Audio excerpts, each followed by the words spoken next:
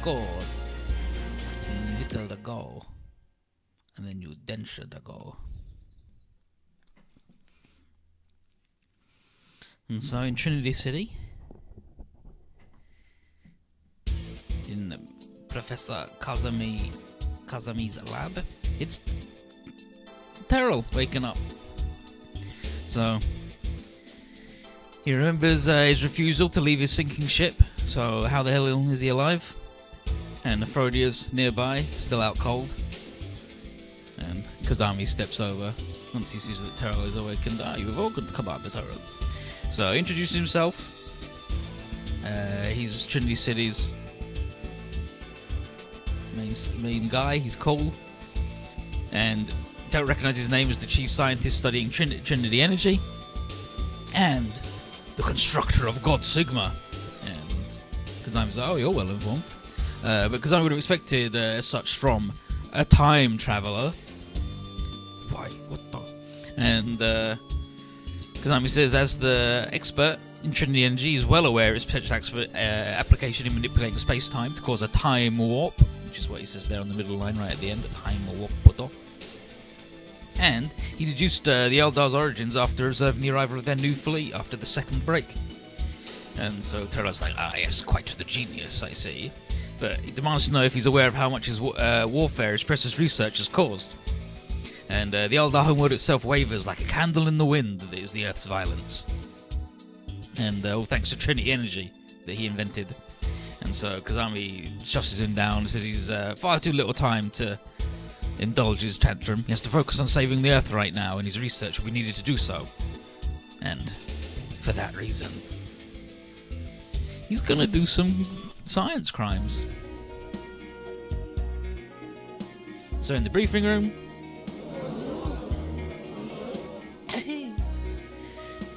Wittgenstein has summoned all of Zuth for an important announcement, and Julie wonders if they made a breakthrough regarding the dimensional collapse. David, still alive, has a general idea what it is, but he says the team should hear it from her directly. But he does tell Marion that what he's about to hear is going to come as a big shock. And then Marion's like, oh yeah, probably relates to me getting kicked out of my damn Boldios, huh? And David's like, don't worry about it. I'm giving up that main pilot biz after witnessing firsthand how integral you are to the team. And then Ryder is like, oh, I wouldn't have expected that out of a proud guy like you. And David's like, hey, I was also influenced by seeing how the notoriously bull-headed Dungus you had come to respect him. So, and then Kirikan's like, you walked right into that one, Ryder. Eat it. He's like, shut up. But he's going to support Marion and everybody as Quinstein's assistant. And Faye has also joined the team. And Toga's very happy about it, though in her team's case it's more a function of having nowhere else to go after violating Federation orders by launching on the last mission. So the Grand Troopers are coming on their way to fulfill their purpose as protectors of Earth. AG gives a little and he's like, wow, you're kind of cute when you're not wearing that frowny face all the time. And Toga's like, Faye's always cute, ever since we were kids. And then Faye's like, what the fuck, I'm gonna kill both of you. And then Alex jumps in, torn his sleeves off his jacket, and he's like, hey, we need to get along with our teammates in Zoot, Faye, come on, Chief. And he personally is obviously hyped as hell to be part of this group. And he introduced, and he's like, oh, you're a G soldier, huh? And he's like, yeah, I'm Alex Smith. So he's like, I'm Lieutenant Alex Smith, but I guess that ranking thing's meaningless now, so whatever. I'm just gonna fight as another member of the almighty Super Robot Army, Defenders of Earth. And then Shin's like, Super Robot Army? And he's like, yeah, right? Strong men and women united, bearing the courage to stand tall for the weak against an enormous force of evil? Hell yeah. Because I'm a man through and through, baby. And I love super robots as much as I love eating natto and gyudon. And then Runa's like, alright, I get it. Can you please stop yelling? Because it's embarrassing. And Tetsuya is like, well, enthusiasm for robots is fine. You shouldn't think our job is all fun and games. And then Faye apologizes for his unbridled passion. But swears he's a good pilot, really.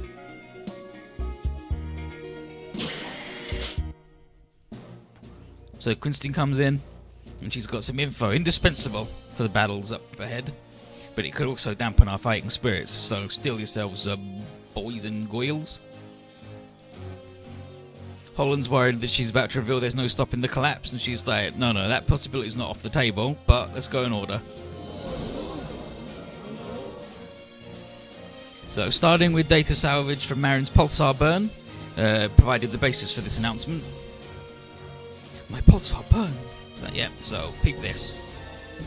So she pulls up a map of the world after the second break, and superimposes the area that would have been flooded had Aldebaran's operation succeeded. And Marin is like, he's like, what's wrong, Marin? Durchstart, Marin. He goes, that's S1. That's S1. It's like, what the? Tell us what's going on, Professor. And Quinston's like, yeah, no, Earth is S1. S1 is nothing short of the Earth itself after the flood. And the S1ians have come all across time to invade their own home planet. And that means Marin and the Aldebaran folks are also Earthlings. And while it sounds very unbelievable, Quinston says there's evidence to back it up. For instance, S1 takes its name because it's the first planet of the solar system. And then Eiji's like, yeah, but even I know that Earth's the third in line. And then Mizuki says, did you forget Eiji? The second break got rid of Mercury and Venus. He's like, oh shit, you're right. And Quinston says that Marin's told her about a lot of stuff of S1ian religion and folklore, and it shares a lot of similarities with Earth's own stuff. And also the fact that their physiology and technology is so similar to Earth's own, despite being from different worlds. And Julie sees now that this is how she could crack both the pulsar burn and subspace tech so quickly, because it's just our stuff in it from the future. And so Jamie obviously wants to know how did all this time travel and stuff happen. And Quinston hypothesizes that it all comes back to Marin's report of the S1 people leaving their world in search of a new one via a subspace warp. And she believes that when they did that warp, a shockwave from the first break caused them to accidentally travel across time and end up here. So Olsen didn't expect dimensional quakes to have such far-reaching effects, and Quinston presumes that even the Aldebaran scientists didn't realize this. And so Jamil and Camille wonder if the various components of the world already started out as separate universes are meant to stay that way, but S1 is the future of the combined world, and we just stopped the operation that was going to flood the world and make it be S1, right? So what's the deal? And Quinston can just say that Earth turning to S1 is only one of many possible futures for the multidimensional world, which would have come about had we failed. Oliver asks if that means we changed S1's past, and Talia's like, in science fiction stories, doing that sort of stuff could, if you're unlucky, completely destroy a world by messing with the flow of events. And Quinston says, a single continuity in time is outdated. We should think it not as the future being destroyed, but a new, different one being born. And so Duke here says that when we stop the flow from happening, we create an alternate future, a world where Earth did not become S1. And that explanation behind the possibility of parallel universes is born from a single one, serves to shed some light on the fallen angel overdevil of old thing. And Gwen gets it. The Aquarian world and Rand's original world used to be one during the Black History until they were separated. And Banjo is curious because there'd be an infinite amount of parallel universes. Every single different action led to a new future being created. And Quinston believes not every individual difference has the influence to do so. To create that kind of event, it would take another special circumstance like the past being tampered with, such as changing the history of S1, or a level of energy that breaks down physical laws like that of a dimensional quake. The kind of energy to make even space-time itself quake. And that would be dimensional power. So Pierre asks if it was this multi-dimensional power thing that caused the world to split off from gainers and everybody's. And she thinks so. the commonalities between both worlds' histories, how suddenly the split happened, and all of that. It makes sense. And she's led to believe that a huge dimensional quake that happened at the end of the Black History would have caused it. Sounds crazy, but it's the only thing that makes sense, really. Gwen didn't expect to hear of dimensional quakes happening in ancient times. And Jiren says that Arthur never mentioned anything of the sort to them. Arthur gets his own little library entry because he's beautiful. Love that man. Man of culture. But, yeah, he's like, so who's this Arthur? And then she says, oh yeah, Arthur Rank. He's the old leader of the Innocents.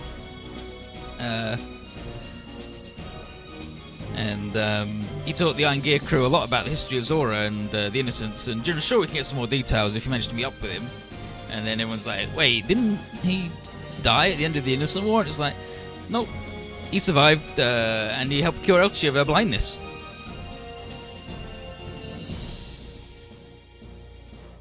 Gwen isn't amused that they didn't tell us sooner about this very important information that guy was alive, and Jiren's like, I didn't think it was that important, sorry, my bad, it's all old history. And then Gwell says, hey, you just need to look at Laura's white doll. Calls him Laura instead of Lauren again. The fallen angel of the Overdelves realised the enormous power that existed in the Black History. It's this power that can save humanity now, so of course it's damn important. And so then Chira's like, hey, don't be angry with us, please! And so Gain asks Gwen to calm down, because Jiren's excuse is more than understandable. And Gwen apologises, and Jiren's like, nah, I mean, you're right. I was a bit slow in figuring out that Arthur could be useful. But it's obvious to Bright that we should investigate this Black History thing and the dimensional power that showed up at its demise. And Quinstein agrees. There was a break at the end of the Black History which separated the world, and so if possible, obtaining some tech from the era could help the repair effort.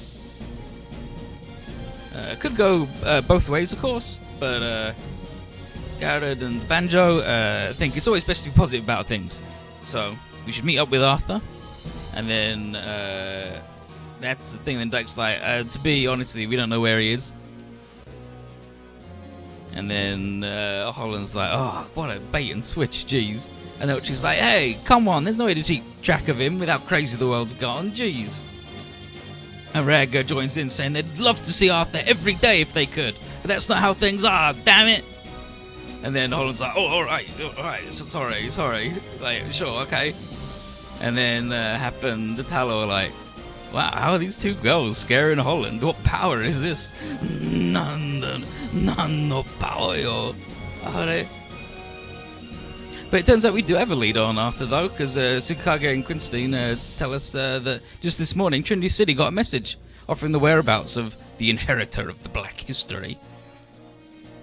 Sounds very fishy to Kay, but we don't have anything else to go on. Olsen considers the timing too perfect, and when he asks who it came from, Quinstein goes, yeah, Black Charisma. And so it stinks of a trap to everybody. But the Black Charisma said we also find the Vodorak priest who knows the truth at the same location. And Holland's like, what? And it's like, Vodorak priest that knows the truth. And then Hap goes, sounds like Norb. That's Norb, innit? Definitely Norb.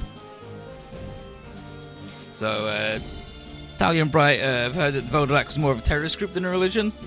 But that's all propaganda. Hap says that they just seek to live in harmony with nature and to coexist with the Corallians. And obviously that put them in opposition with the government, who wanted to eradicate them. So Stone says a small bunch of extremists from the religion did do terrorist attacks against the Promised Land government, so it's not a coincidence that their group's name is stained, but, you know. Holland says that the Federation of Pregio Towers always wanted to silence the Vodorak, which is what led to the massacre at Del Cielo.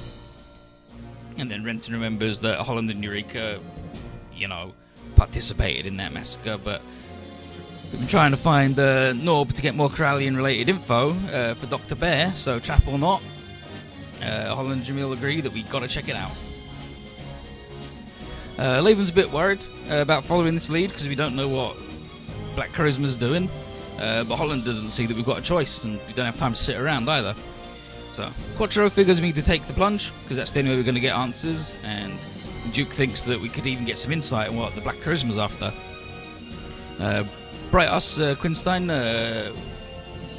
what location we were given, and she said it was the Atlantic Federation's Heaven base on the North Atlantic Ocean. So we're going to be assaulting the main stronghold of the remaining Sage Council, Loyalists, and Logos.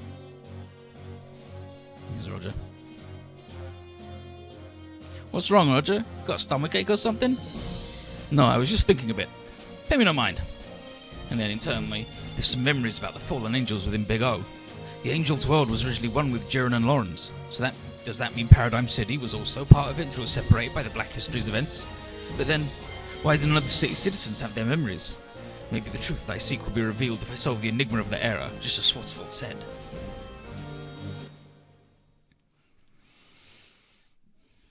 I have some Big O news as well, that's good. So in Hebben Base,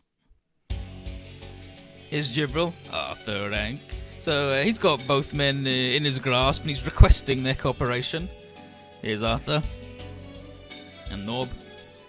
And so Arthur is well aware that Jibril plans on using history as a means to control the anxious masses, and he has no intention of helping with that. He's a nice boy.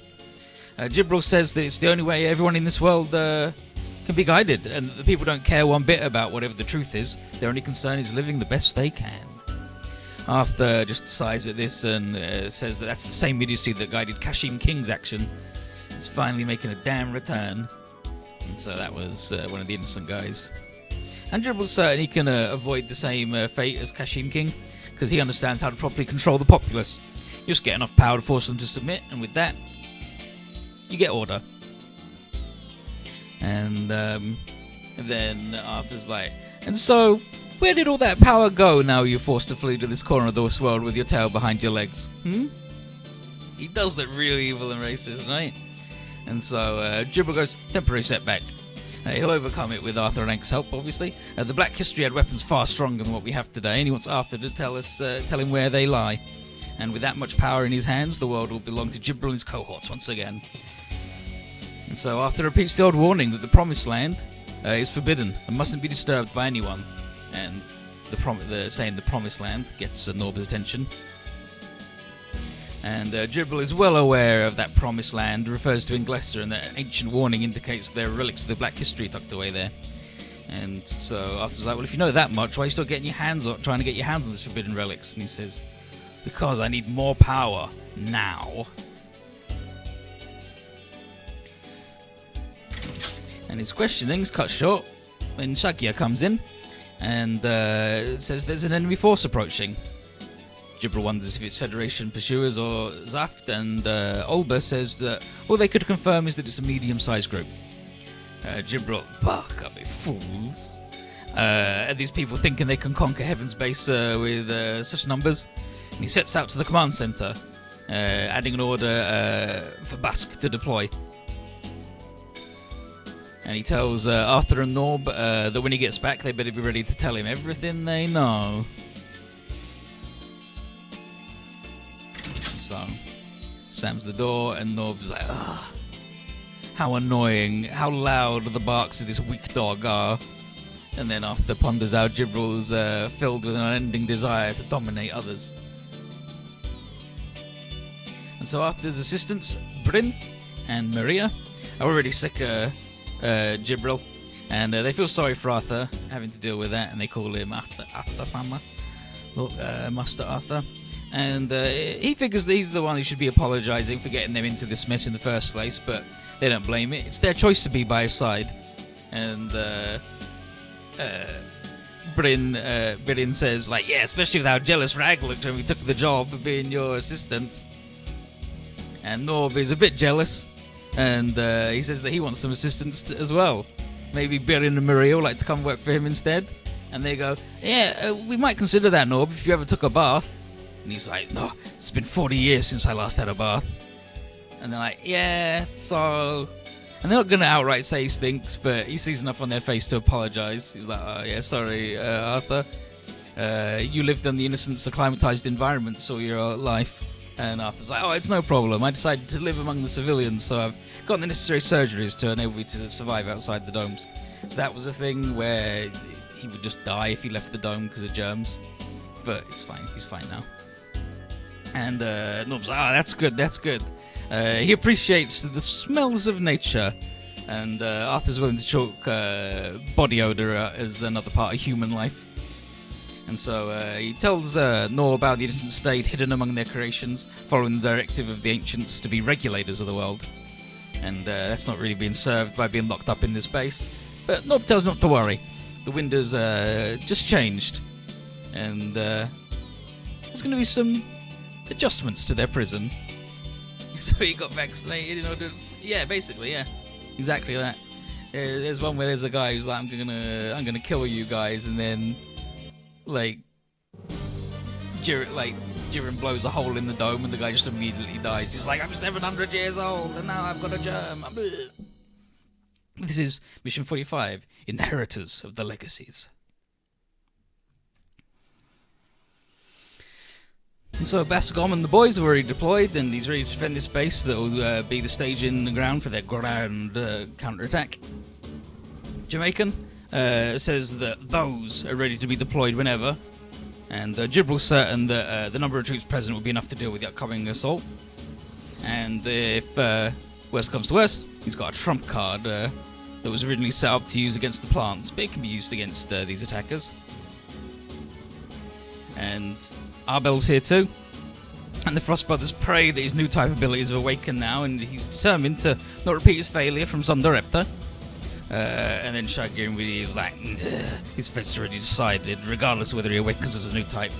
But Olga's like, well, at least he'll be able to soak up some bullets. But either way, the attackers are here. Is it the Federation or Zaft? No, it's Zuth. Zuth this. I mean, we gotta bring the King Beetle. What, we get to bring so many, we get to bring all the boats but one? Damn, that's wild.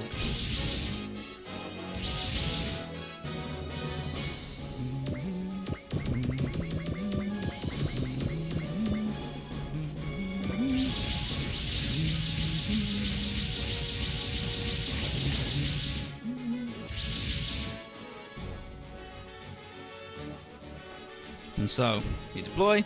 Talia's surprised that Logos still has this many guys remaining, and Holland's like, hey, a group that can control the world from the shadows wouldn't be finished off so easily. Quattro says that Arthur and Norberg will be somewhere inside the base, but searching for him is going to take too long. But luckily, Eureka says she can feel herself being cold by some like Trapar-like waves, and she thinks that must be Norb. And Stone has heard of biological Trapars, and when they're like, what the hell is that, bud? And Stoner says, they're waves emitted by people who are similar to the real thing. These waves are reportedly able to convey things like emotions, which might explain why the skyfish gather for large happy crowds. Eureka points out to a building within the base, and Holland and Jiren are like, alright, let's go. So you think Norb's in there? He's like, alright, let's go and get Norb and Arthur. Let's get this Norb fella. Let's go and get Arthur. Let's go. Yeah, Eureka's little hat, a little beanie. And so Elchi asks everyone to cover them, and Redag's not very happy that she's decided to deploy in the Zabungle. And she says that the iron gear and the Freedom weren't suited to an amphibious operation like this, so they had to hang back. And obviously she's not, and she's like, and obviously I'm not going to pass on a chance to see Arthur again. And then Redag's like, ugh, Wagamama, so self-centered and selfish. And she's like, oh, I'm not going to take that from you when I saw how excited you got when we were going to be rescuing Arthur. And then Jiren's like, alright, you two, save it, save it. The enemy's already coming. And Tali gives the order to clear the way for Holland and Jiren. Ray says that Dorandal would love if Logos was finished off, so he's ready to go. And Shin, at the very least, isn't about to let these warmongers run loose. Jamaican can see from our formation that we're obviously going for Arthur and Norb, and but Bask is dead serious about safeguarding these two linchpins for their plan. Jiren wants to race Holland so you can reach the building, and Holland's like, no way, a walker machine keep up with an LFO. And Jiren's like, well, we'll know till we try, will it? I'll show you the power of a walker machine. Let's go, Mr. Teruyo. Don't know the SR point yet. So we want to wrap this all up by turn 5. Got more stuff coming, but the mission's fine. And so, Jiren or Holland reached the building, and so that's it for an ending point. And they just say here, I've never had them not reach the building, so I guess there's a time limit. You need to purposely miss this one. It's like, both of them have boost which gives them +4 movement. How can they not reach this?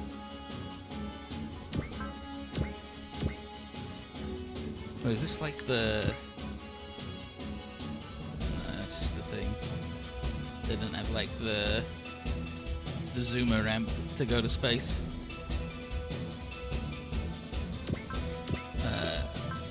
Should we make J Rand do it? Because he's cooler than Holland, and it's funnier to me if J Rand in the Orca is faster.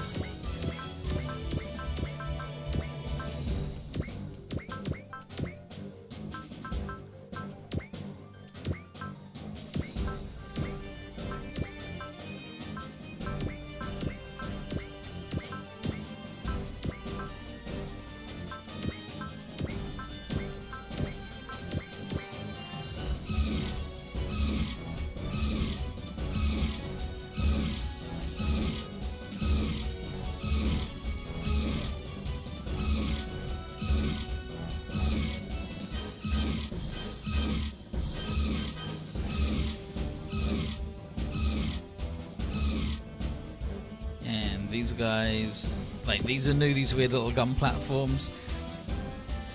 They got the really strong barrier, but all their attacks are pre-movement, so whatever. And they don't have extended guys in, generally, but they got a good tri-attack, so we're gonna go beat them up, obviously.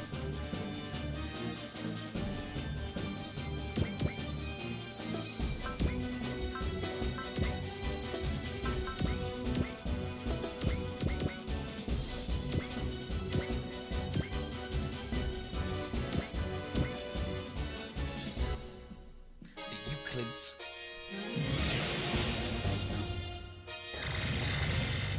この私ロジャー・スミスがお相手しよう。本来は姿勢安定用だがこういう使い方もできる。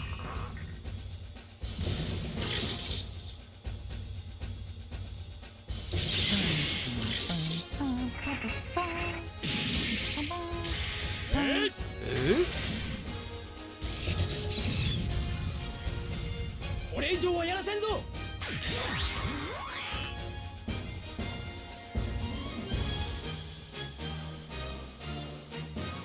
大きいだけだ。回り込めば。無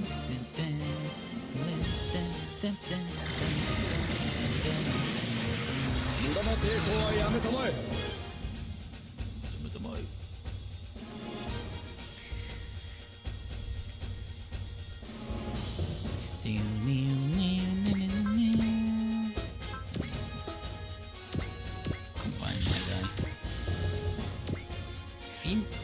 Funnel.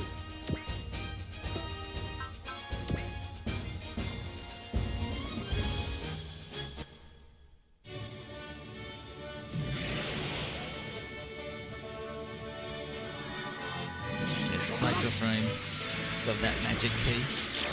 Sorry, it's the science tea. Good. Funnel. The animations in this game are so stiff. Obviously, that's not fair for me to say for the new, which gets approximately 90% of the budget in every Z game.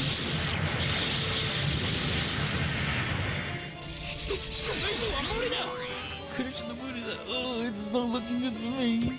Jeez.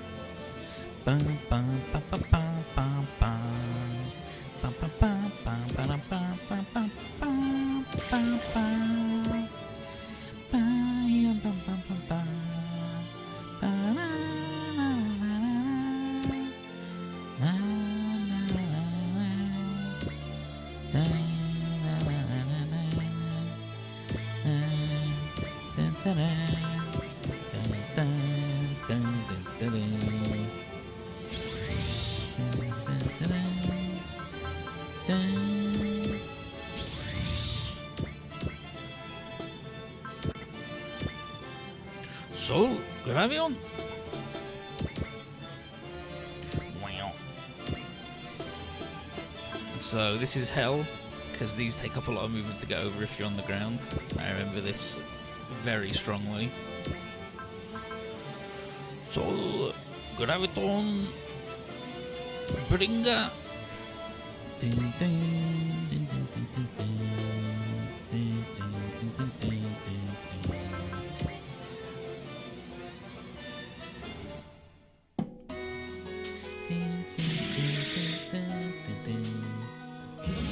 got to see if we can get the dynamic kill with the rifle. 任せられた役目は果たします。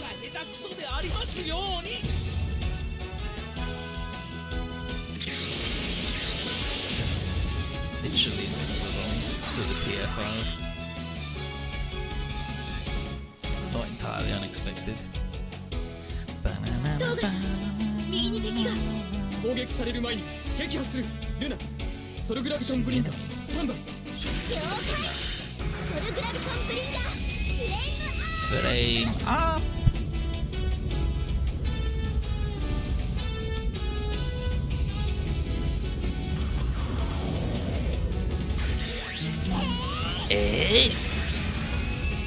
Yeah, we're really giving that bug the jiggles.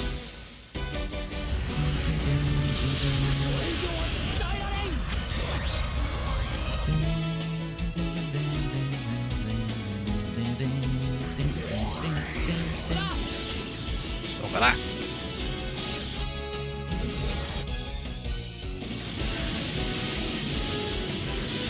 Finally, the TFO.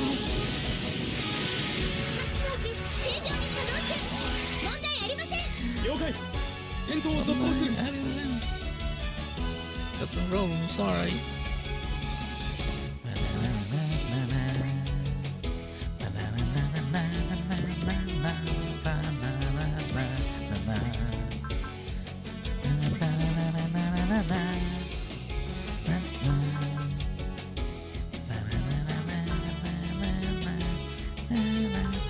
We'll have him in the lead for now because he's got the post movement tribe, but we will swap to her because she's got the good all attack for countering.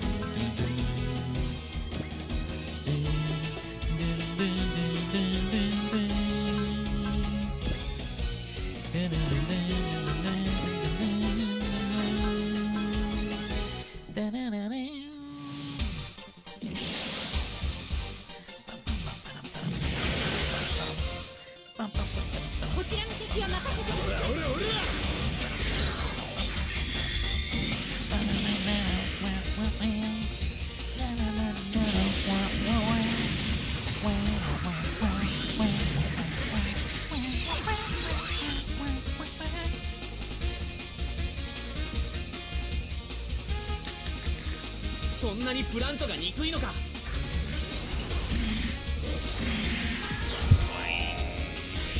叩き切ってやる。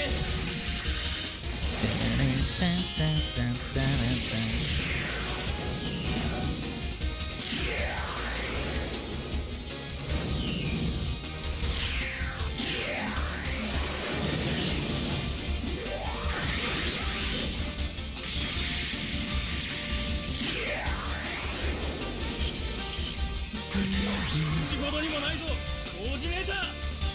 Damn coordinator.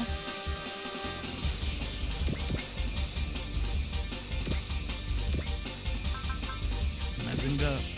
Parade.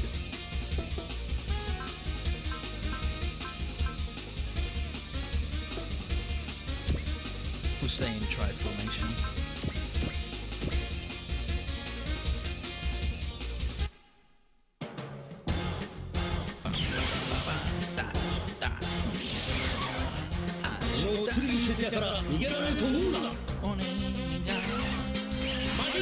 Mazinga.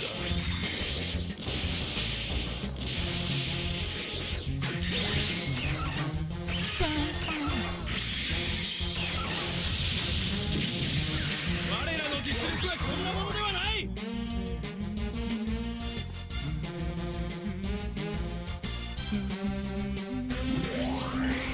大きいだけだ。張り込めば。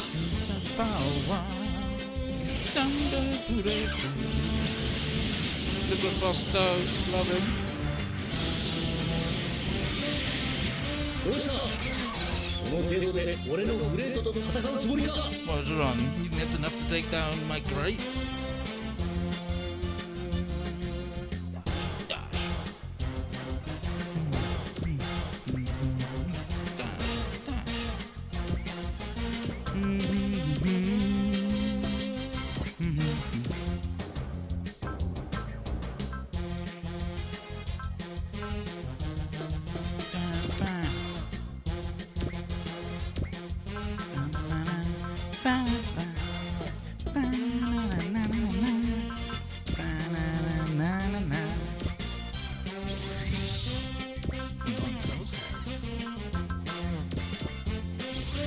Speed regen.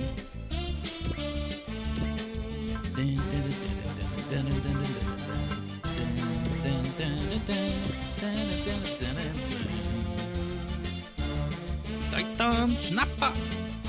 Javelin snapper. I know you love it. 大胆3でお相手しよう。うなれ大胆ジャグリン。 Javelin.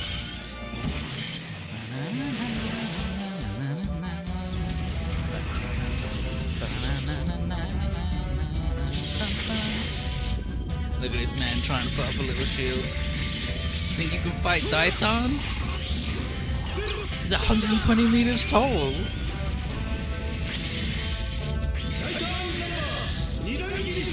And he's probably Banjo's little brother.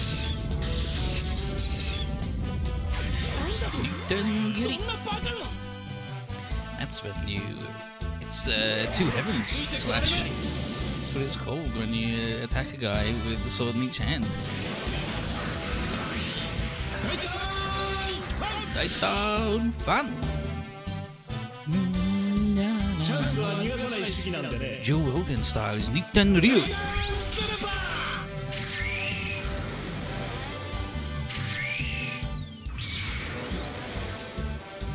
I just love the Daitan Zapper because they were like, what can be a weapon to this guy? I know, a lanyard. Gone. Nice job, everyone. Nice job, everyone. Excellent work. Ship it, we got a bunch of them. It's like He-Man.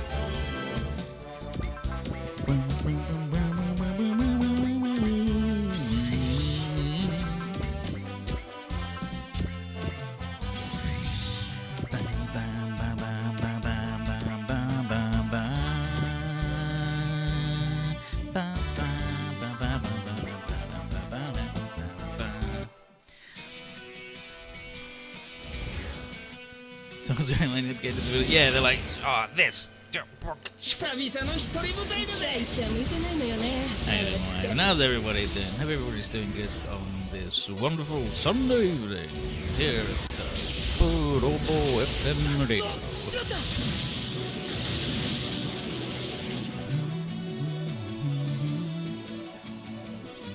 てめえらの好きにはやらせねえ。 I ain't gonna let you guys do whatever the hell you want.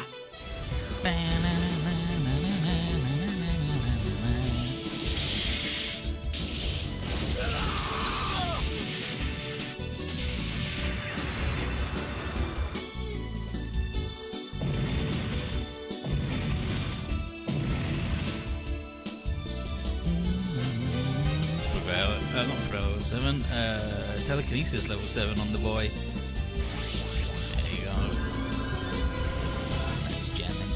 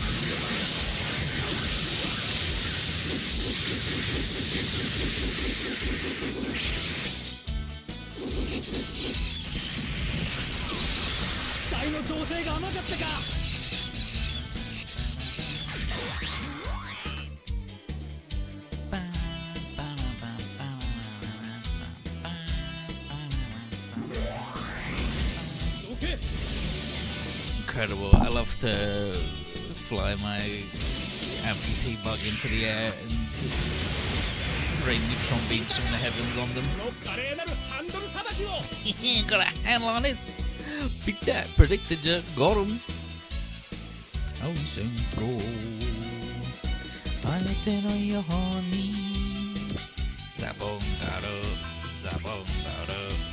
Man, no honey. Zabong garo.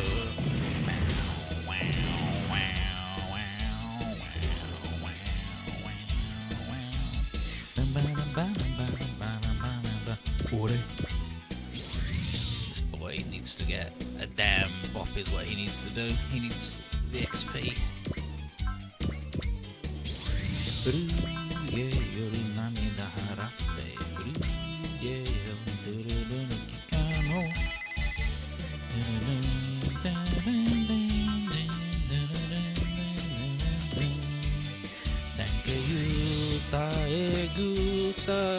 Sorry about your pawn. We sold it for parts for a new mech.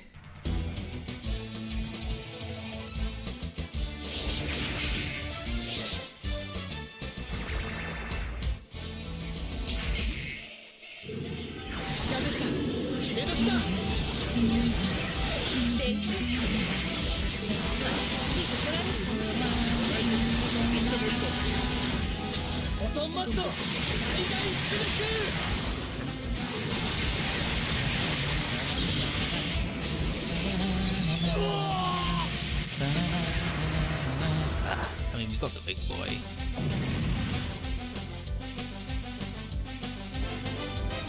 I think he's gonna get a new spell at 51. I am basing this on nothing other than gut feeling and the fact that he's not got a new spell for approximately 40 levels.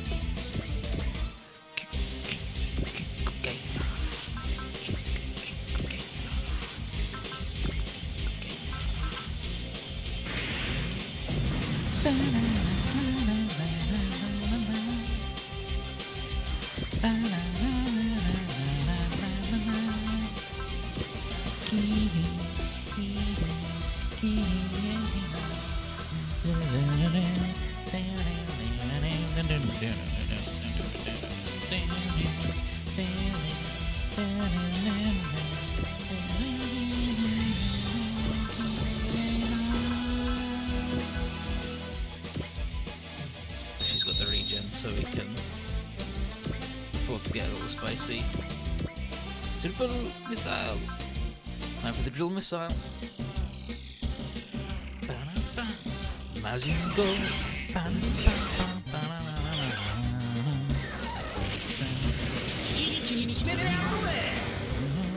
Kurani no shiro.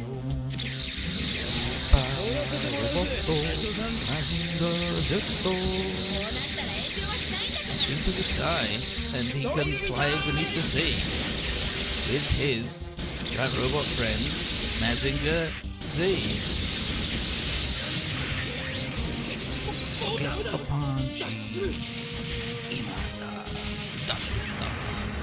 It's the hurricane. 40,000 money land in bed. Like, these guys at level 48 have all their moves. This guy at 49 is like, nah, I can make my will go up, I can dodge, and I can dodge really good. That's 30 for being a game champ, though.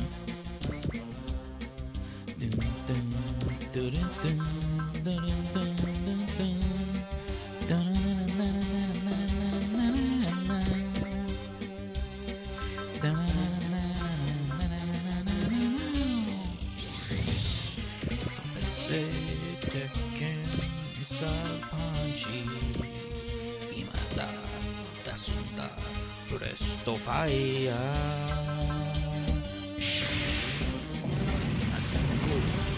Mazinga Z.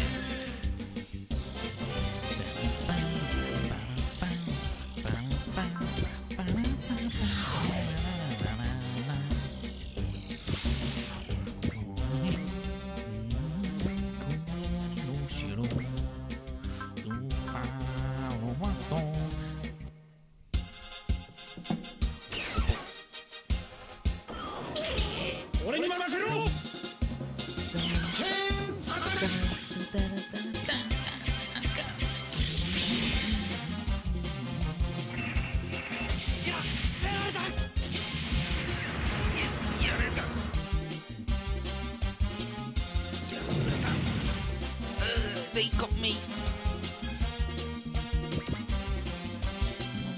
Bam. And yeah, Rand just comes down though, yeah, I guess. Good and power.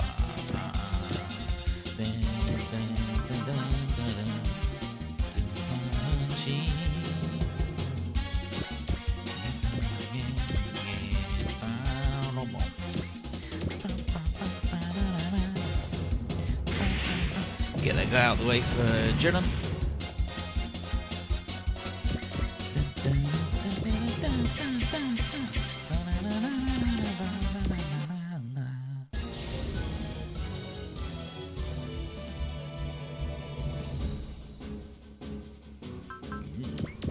Chrome Buster. こ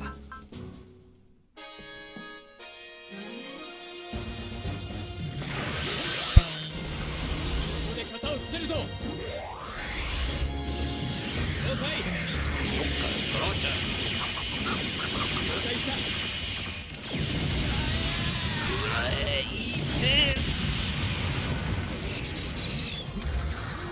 操縦桿の機器が甘くなっているよ。 Prevail. He's now active. 事情がどうあれ、君は私の敵だ。光の奇跡をその目に刻みたまえ。 Let justice illuminate. Bring to light your crimes. And so on and so forth.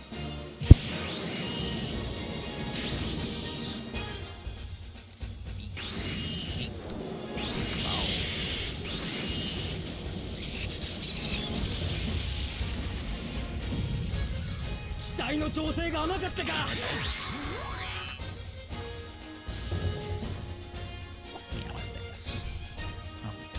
I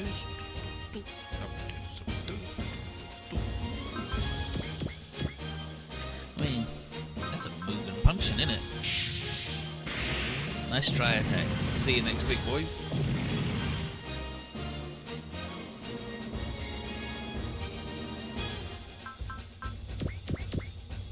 I'll be honest, you do not need to defend that man, Laven. Because he only takes 10 damage from enemies now.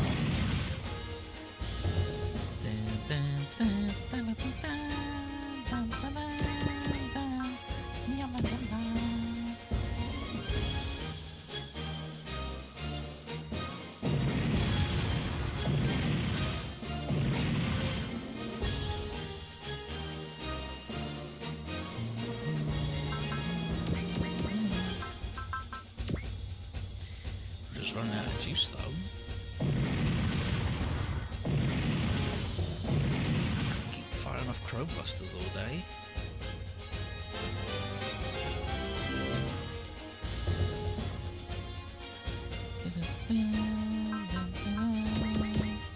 Die shouting, rocket the punch.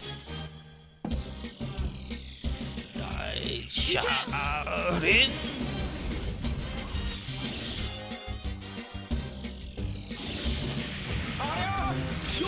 Get the big opening. Big opening's fucking good though.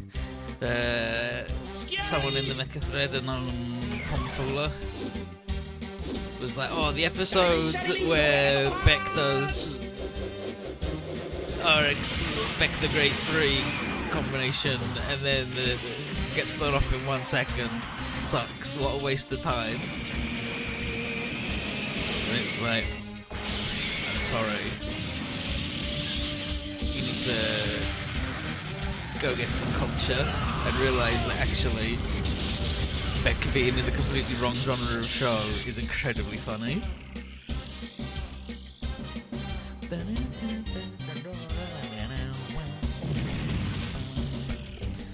He's a genius, don't you know?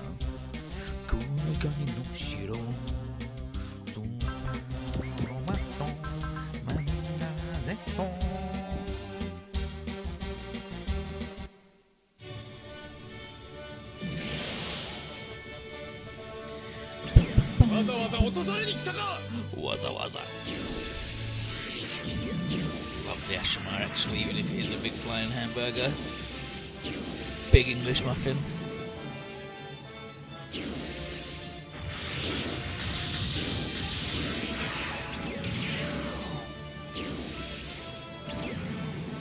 Gotta do better than that. Titan's dipshit. Damn, going for one last snipe there, I see.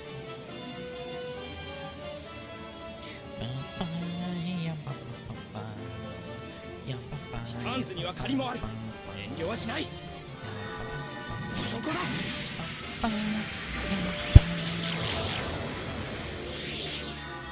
行け、フィンファンネル。フィンファンネル。飛べ、ファン。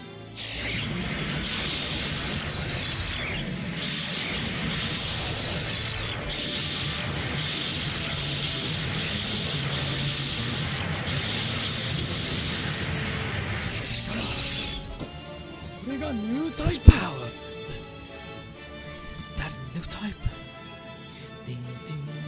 And the answer is, of course, yes. Oh, it's the Bielands. I do actually want to look at a Bieland doing a move, to be honest.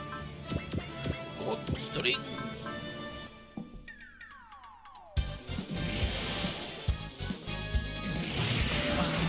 力ある者が正義だ。用意に近づきすぎだな。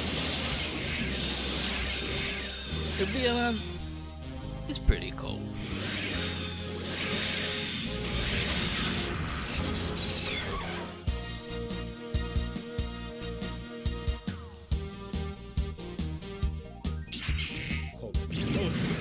Damn. This guy's cockpit of best.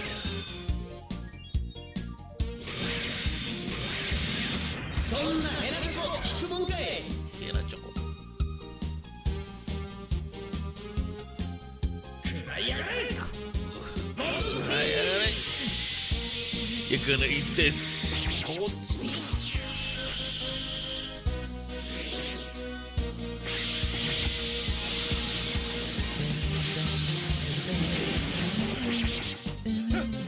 こちらの運動生についてこられんか。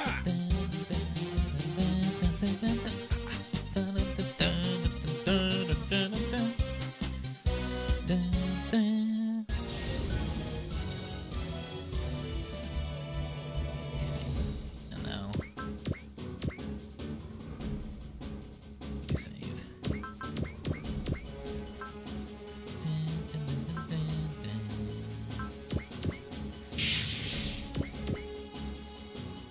Yeah, see, they can just do it in 2 turns. It doesn't make sense to me why there's a time limit on it.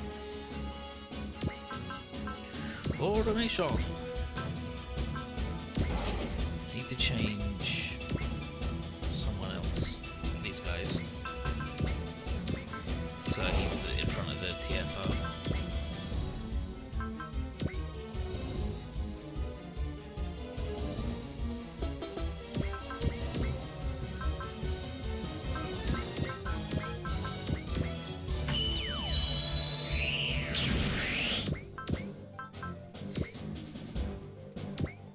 Here it comes. Everybody's favorite line.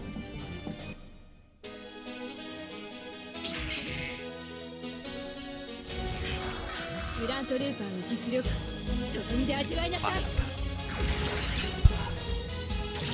あ、これで終わりにしてあげる。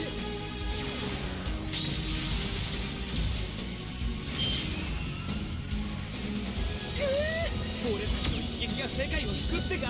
We could have put it all on this one attack to save the world. ライトニングデトネーター。 脱出するしかない。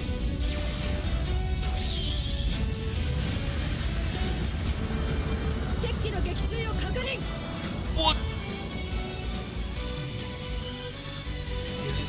She didn't say it. It's okay. We'll get it next time. Howdy,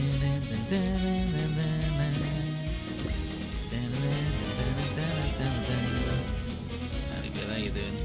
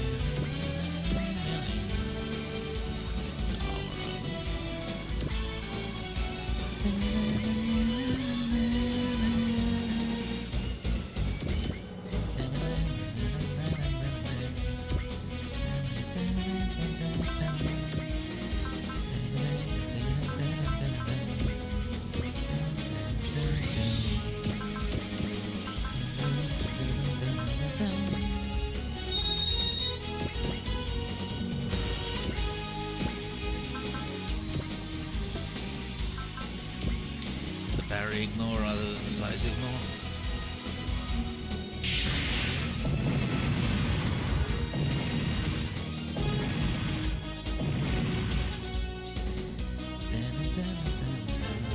What? My hunch was obviously incredibly off. I guess his are locked by plot then? I want to say that that's what I'm feeling now.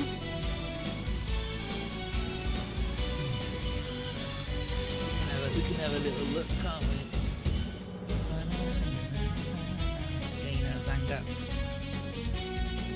Okay, 53 and 55 is where he learns his moves. Jesus. He's a little game champ though.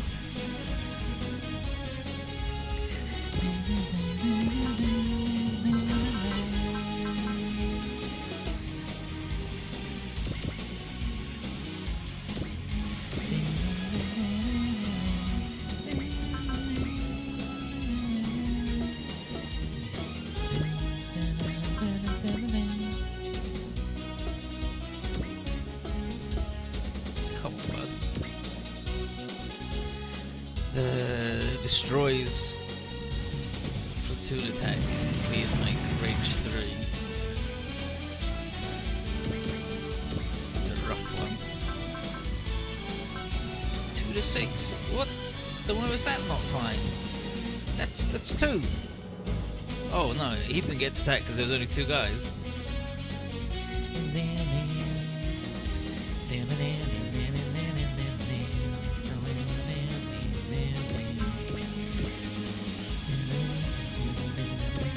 Get Jiren in there.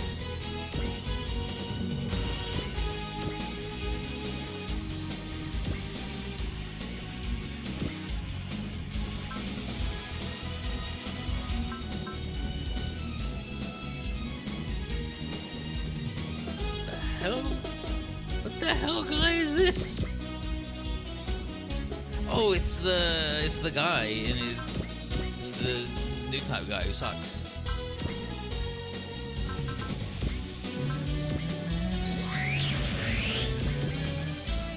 Who the fuck is this guy? Why is he so difficult to hit? And then the answer is he's that new type guy that sucks.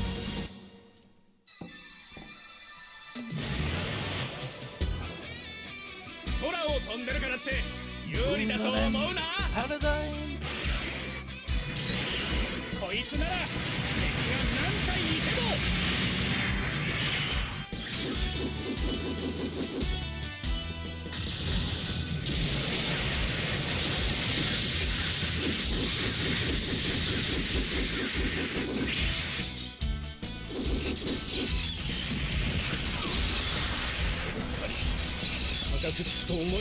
It's rage, I feel.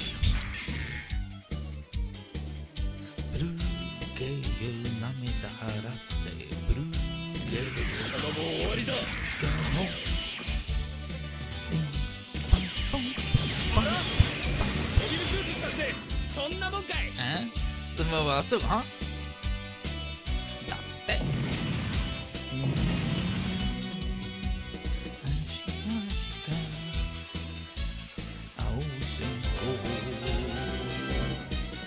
So, yatta, we did it, we beat you, Holland. How's that then, Holland? Never underestimate the power of a walking machine. It's like, yeah, nice job, you're real fast. Good boosting, kids. And they get in.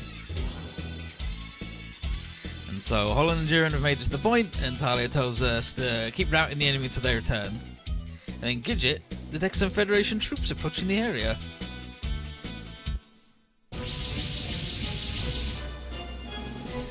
What the heck? It's Jared. And so, Jared's here, and he says the target is Logos.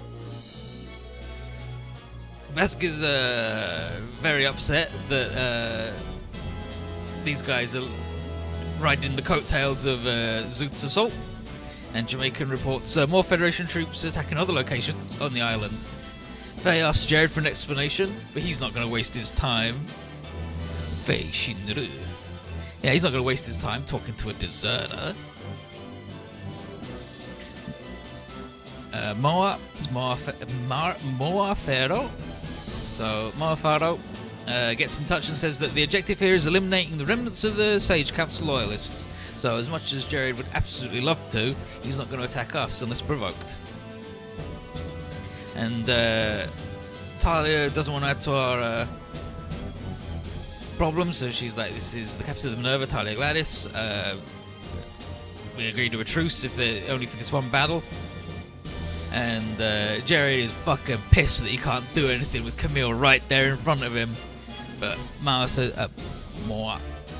So Mao says, gotta follow their orders to the letter, so they can gain Sirocco's trust. And Jared's like, that guy, he just has to do all the dirty work while preparing to head off to space. And then Jibril sees that things are not going well with old Sirocco and Dewey getting involved here, so he's going to play his first ace in the hole to deal with both groups. A bunch of damn Psycho and Destroy Gundams. And so his Sting is just like, yeah, no one will beat me now I got one of these. And he's just losing his shit. And so it's like, dang it, these Logos guys. And Camille is like, hey Shin, we can't allow these mechs to continue to exist. And Shin's like, I gotcha, this is for Stella. And so we get the SR point. We have until the end of turn 5 to take out all the Psycho and Destroy Gundams. And they got a lot of HP, but you know. Sting's the worst one because he's got Prevail in the map attack.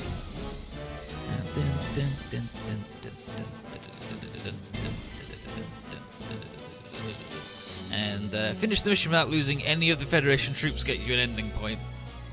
And so Jared and Mao have 20,000 HP, so we got to mostly babysit the little fellas. And we need to blow up Sting as soon as possible, because otherwise he will annihilate these boys. Like, these guys are just going to fly in and get murked by this bozo.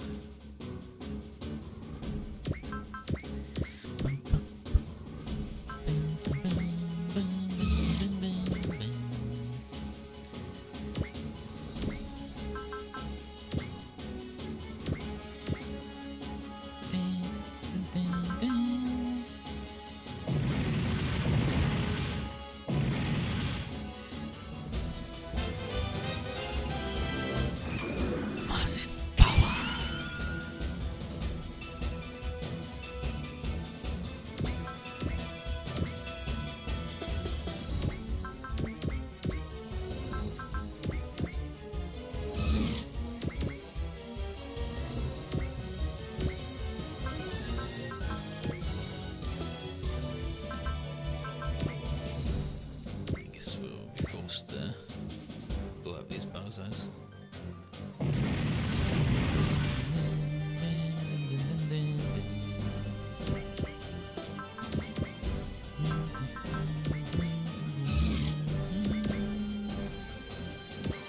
Wow. Presto band.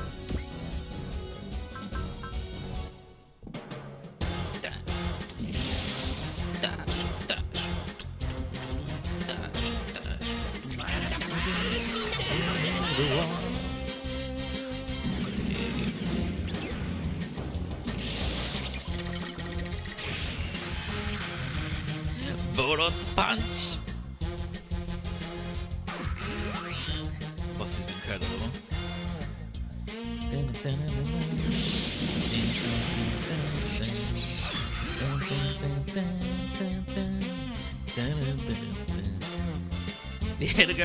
Yeah, you see, it's because Boss is powerful. He gets the 10% of the budget that Armoro didn't take.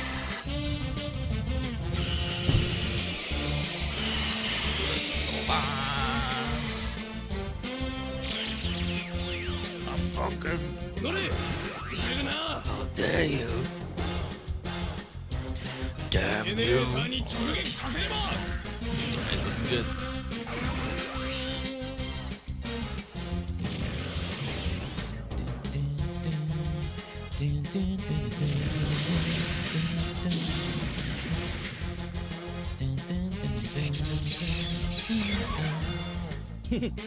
大したことはないな。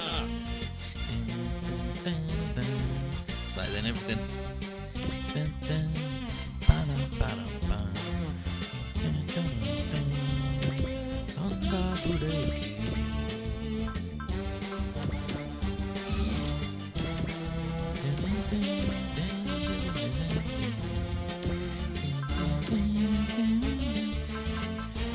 It was just maximum war crime. They just went, we need something that can do maximum collateral damage. And they went, yeah, alright, we'll put it in it.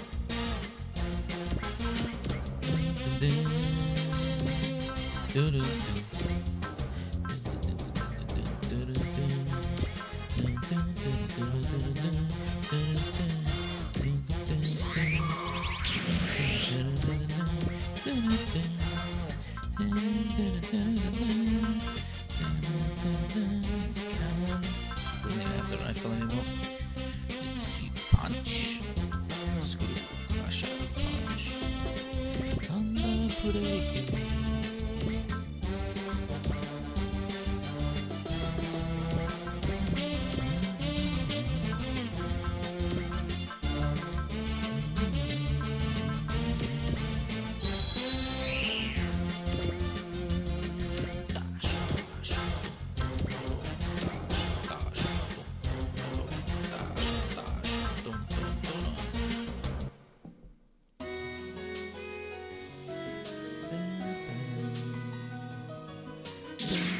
なきまでに叩いてくれる。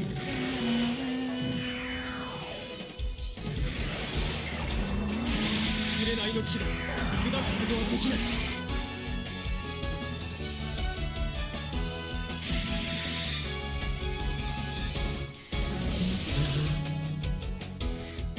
とにかく打ちまくればみんなの力を一つにすれば。 This thing is, he's from Gundam X. He's the guy who's like, oh, I'm gonna be in a fight and awaken my new type powers, and then I'll be able to use the G-bit system. And that hasn't happened yet, and the Frost Brother's like, fucking idiot. One absolute buffoon. They super hate him, right? Because they get no respect because they're not new types. And he just has the potential to be a new type, and that gets him all the juice. Super gravity sword.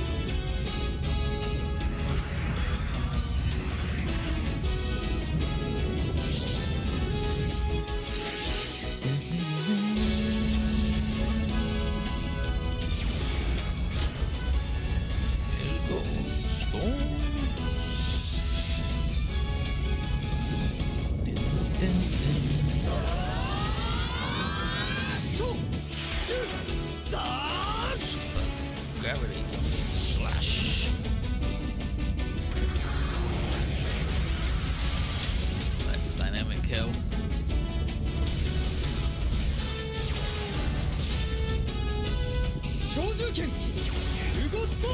Super gravity sword. Elgo storm. This is impossible. Impossible. Son of a bucket. Buckner.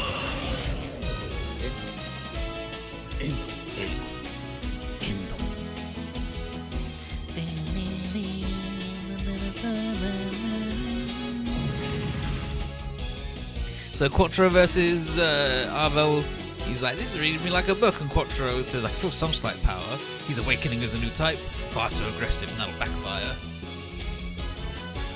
Camille talks about how he gets a weird sensation, and like this guy's willingly uses his new type powers for battle. What a weirdo. Jamil is like, hey dude, can you just not be like this? It would be better for you. And he's like, no, my duty is to win battles with that power of a new type. And Jim was like, alright. Armoro's like, he's not a cyber new type, a natural. He says his spirit is awash with aggressiveness and elitism, but he's got it all wrong. He's just another victim, bound by their name. New type. 3 levels on fucking Uvina though.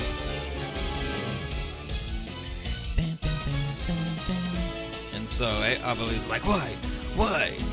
I couldn't activate the flash system again. What the hell? I'll manifest my noob type powers next time. You'll see.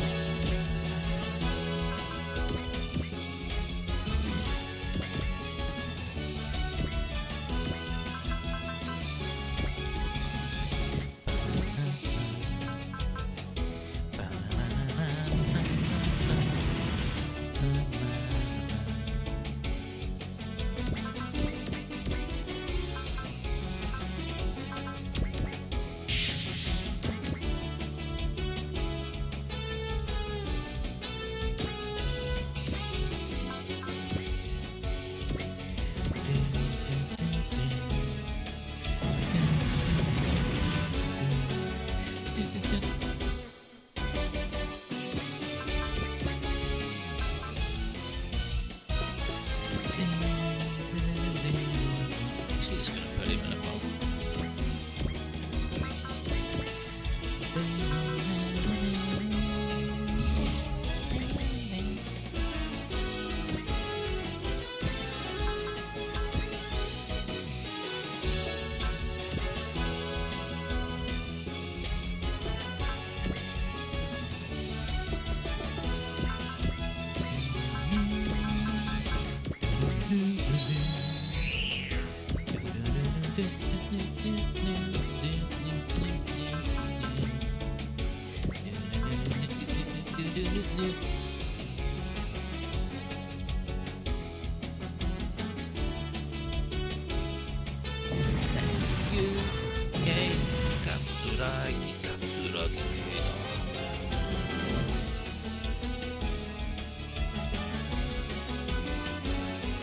But one of the destroys, and Palo's gonna be like, come on, hurry up.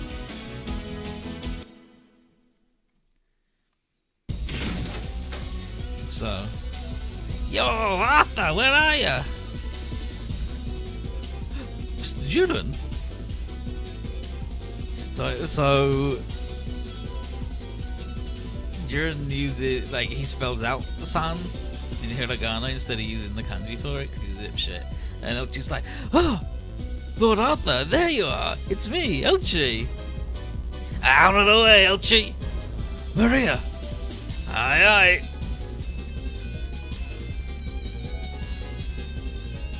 That again? So what you gotta do when you see Arthur? He's so beautiful. And Arthur is like, glad to see you again, Miss Elchi Michiragu. And Elchi wants to know what the... yeah, he's like, of course. And Elchi's like, Reg, what the hell was that with Viren and Maria? And Viren says, oh, that's just a pact between Arthur's elite guard. And Maria's like, yeah, fan club, you see. And Arthur is glad to see everyone safe, and Jiren's happy to see Arthur making a name for himself outside the domes. Holland asks about Norb, and Viren says that some Fedi guy took him away just a few moments ago. And Maria says it was some white-haired guy who was really imposing, and Holland is like, fucking hell, that guy's Dewey, innit? So he's going to go off after them, and he tells Jiren to pull back ahead of him. And sounds dangerous to Jiren, but if Dewey's around, Holland has no other choice.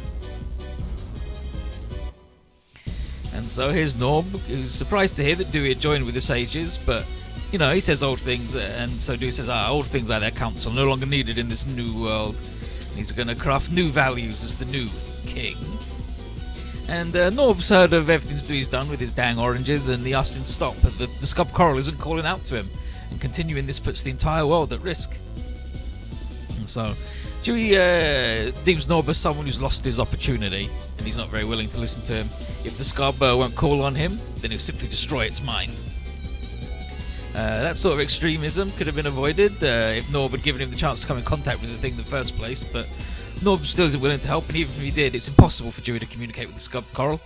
And Dewey doesn't need the likes of communication. And Norb is very upset that he tried to destroy the Scub without the faintest understanding of its will. And this could mean doom for the entire planet, including you. And Norb figures that Dewey still hasn't forgotten what happened in Del Cielo, wonders how many times he needs to fall before he's satisfied.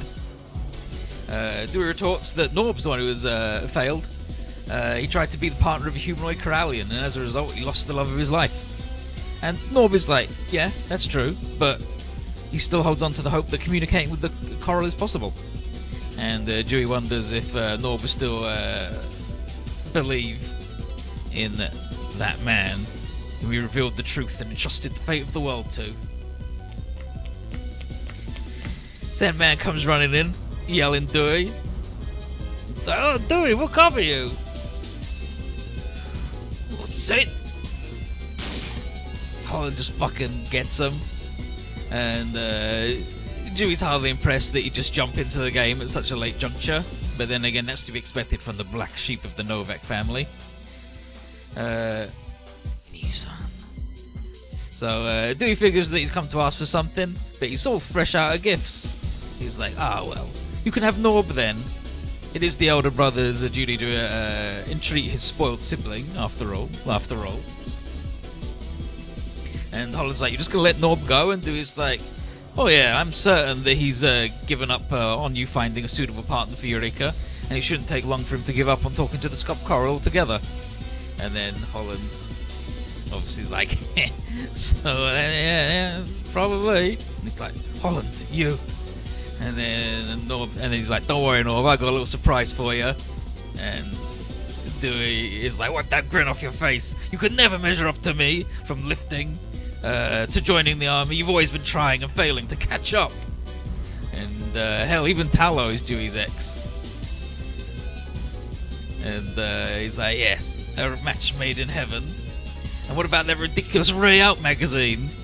You tried to expose the truth to the masses, and what happened? A whole bunch of nothing. You spewed a stream of idiocy and wasted your time. In reality, people don't care about the truth. The only thing that moves them is a loud voice and strong incentive. You just need to stimulate what little pride the foolish matches have, and they'll choose lies over the truth every single time. And as his older brother, Dewey suggests Holland take a look at the big picture. He wants to stand a chance of winning. And Holland's just like, you haven't changed a bit, have you? Disappointed at how very far behind you are. And he goes, haven't you seen how different the nerve ash is? He's like, what the? He's like, yeah, that's right. I found the one. So he found the partner for Eureka. He's like, yeah, that's right. Alright, Norb, come see that hope is alive and well. And so Dewey demands Holland explain himself, and Holland's just like, hey, don't beg, earn it. And then just runs off, just fuck you, Holland.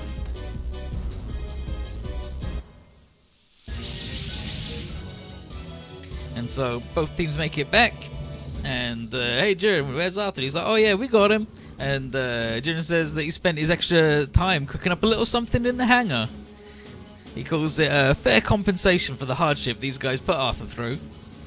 He's got it all set up to detonate via remote control. But Chiru's not very sure. The bomb looks pretty dangerous. And then there's Doran leaving with them, and it belongs to Birin and Maria, because they're going to follow Arthur to the end of the world, and he's riding with them. And Elchi promises to give them hell if anything happens to Arthur. I mean, get it, you don't have to tell us. And Norb is all sullen and yada, good grief. Watching Arthur have all these women taking care of him while he's forced to ride shotgun with a hooligan. And Holland's like, hey, I'm putting up with your stupid bullshit, so suck it up. So all they need to do is make a break for it. Jamil says that we'll have our opening if we can take out the enemy's destroyers and psychos. And, uh-oh, an enemy flying straight towards us. The big duo. Schwarzwald? Negotiator. Fallen angels, the devil overman, and now you look into the demise of the Black History. You seem to be getting closer to the truth, the Negotiator. You came here to stop me, to stop us. You're free to think that if you wish. Now, you will all do battle with me. It's that pinhead from the Satome lab. Wants to fight us? So he's the one who told Sid about that. Who is this, Roger? What's he after? I'm not sure, and I don't care to figure out. But one thing's certain, I will always reject his so-called truth. Come, Roger Smith, and seekers of the truth, it's time for you to step forward towards the final stage of your search. Bum, bum, bum, bum. Bum, bum, bum. Bum, bum, bum, bum, bum. And so we gotta blow up this dude like as soon as possible, because otherwise these dudes are gonna fly into him and die. But we got these bozos, Birin and Maria. So they both got Prevail level 6. They both have. She's got the support attacker, and she's got support defend. She's got support attack, and she's got the support attacks always crit, and she's got focus, lucky, strike, and confuse, and she's got gain, guts, mercy, bless, and rouse. Her squad leadership bonus is plus 30% money, and hers is plus 50% HP and injury restored. Birin is Wata from Trider, and Maria is Ginri, Giant Robo. And so they're not as good as Ragburame and Dyke, but they've got just insane spirit commands. And because all the walker machines can have like 2 people in, we can just put like one in the back with Rag, right? But like the Doran's okay. Post movement try 3 shots, and it comes with 3 upgrade bars and everything, so it's fine. Bum, bum, bum, bum.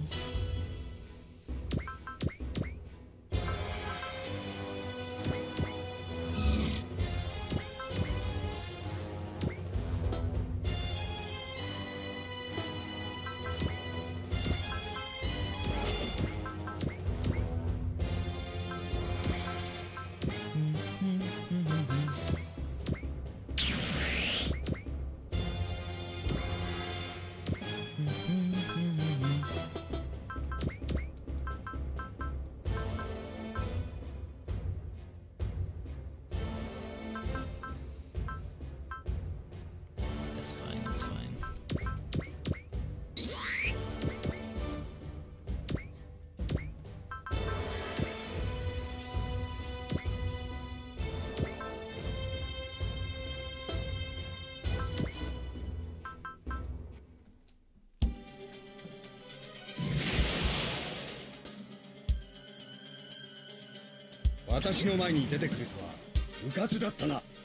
Should really have Quattro in the turn 8, to be honest. Have Lauren in the Hakushiki, because in the Daitan Zambot squad, Lauren's not going to often end up in front.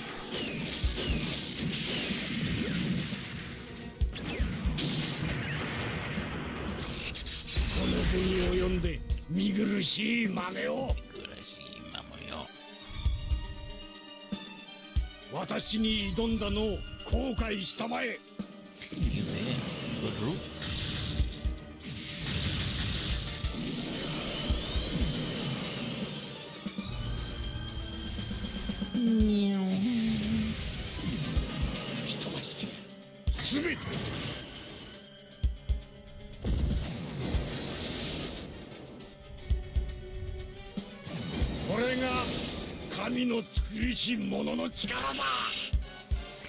God's judgment. そうそう当たり前ではない。そうそう。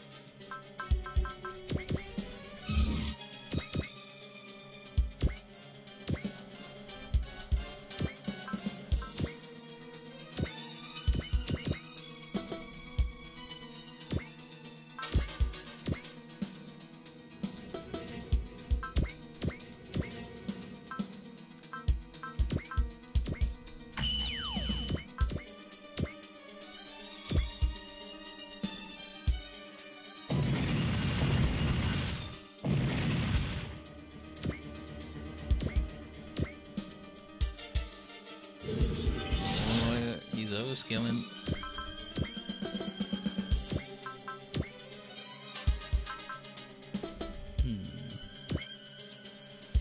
Okay, and so the Frost Brothers, they just fuck off when one of them gets blown up. So we could map attack them. It's certainly possible.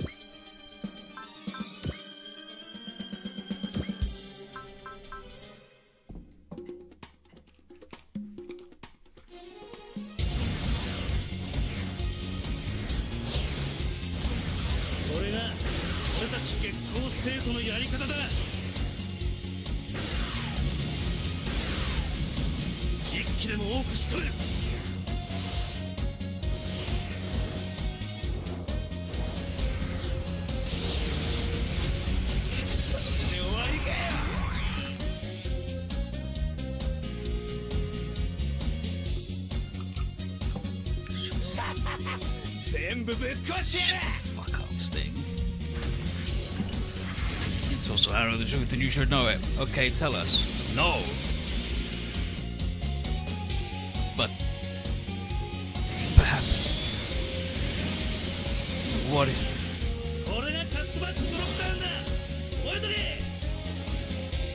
That was a cutback drop turn. Pay attention.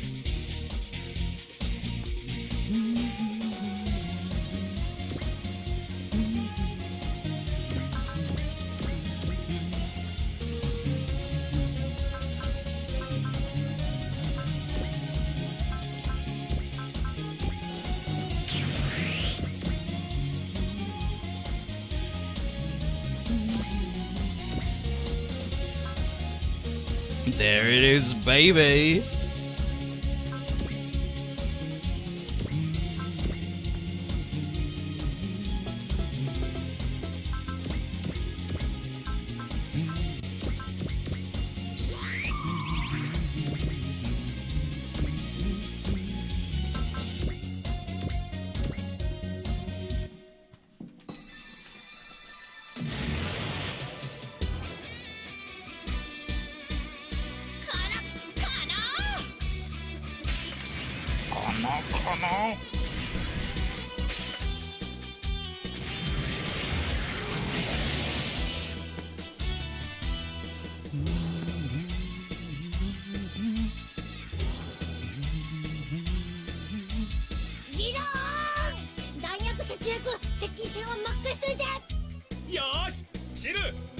You gotta go all out, Jiron. Come on. All right, Jiro. You're the boss.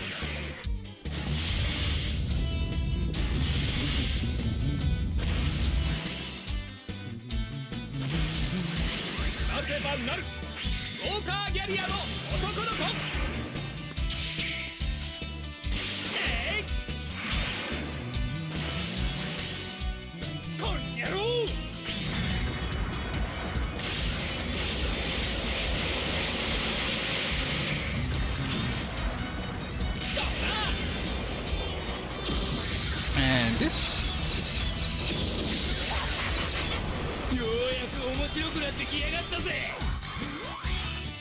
Funny how you weaklings think you could beat me.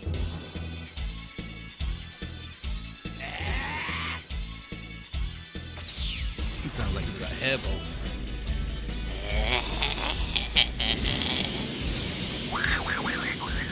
It's a little spill, actually.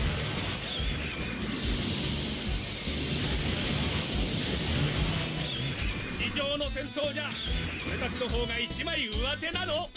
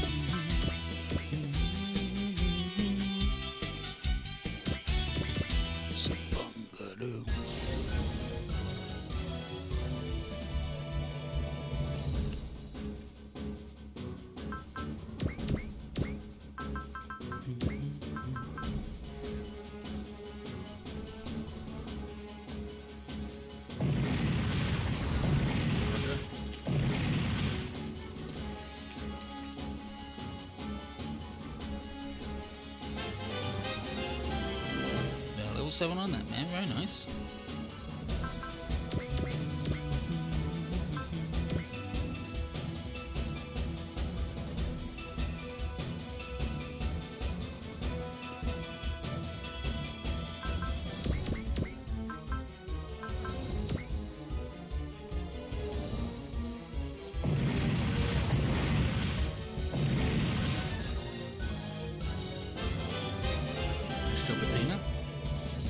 Why you do this, Federation Worm? Megaton missile. Why? Why you do this? We don't need the ending points, but come on.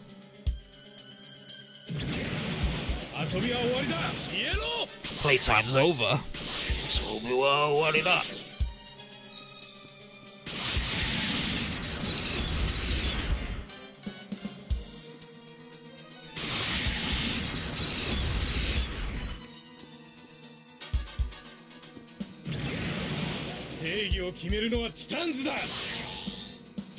Justice is decided by the Titans.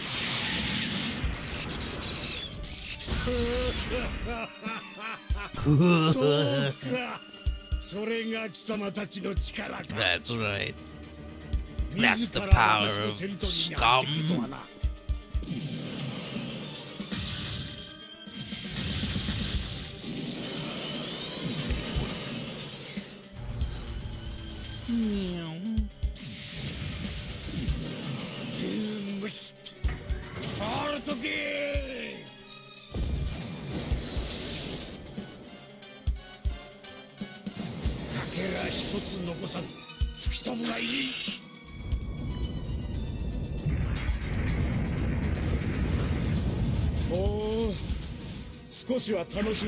Good. They got enough health not to die to him.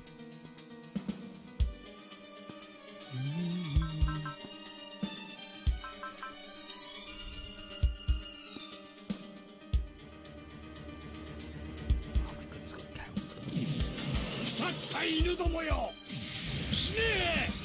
Shinny!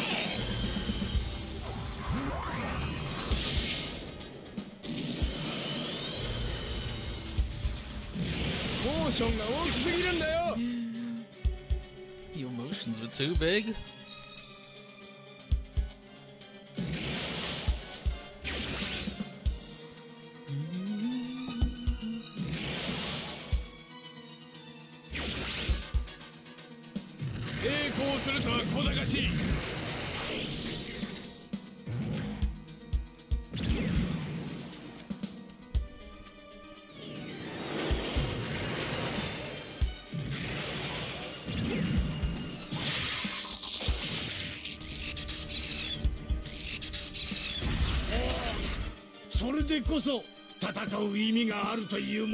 Struggle.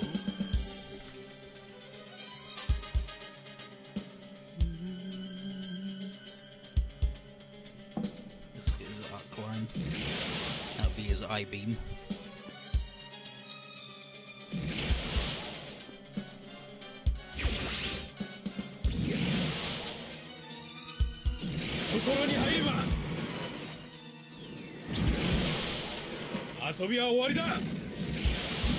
Playtime is over.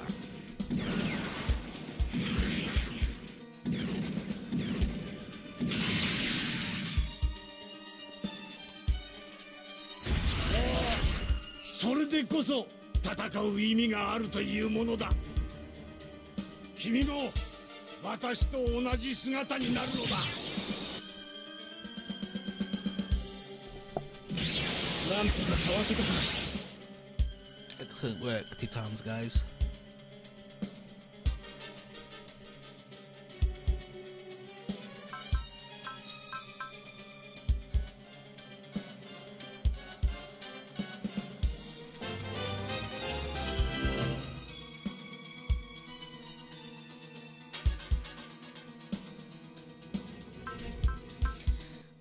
Let's look at the destroy, transform, be just fucking garbage.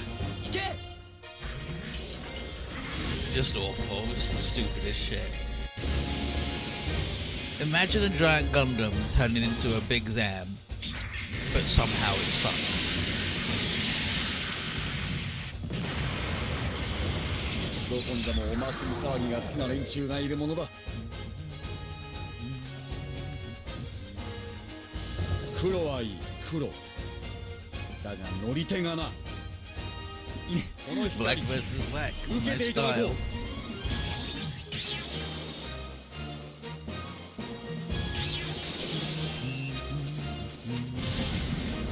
う。噂ほどではないな。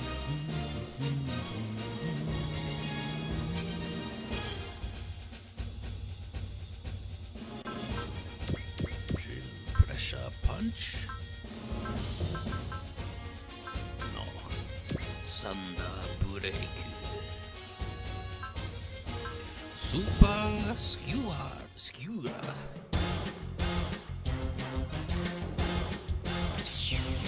この動きについて取られまい。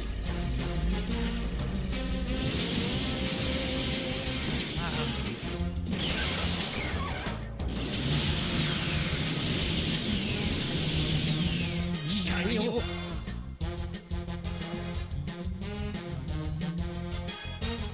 Yeah, super skiller. 俺は少々荒っぽいぜ。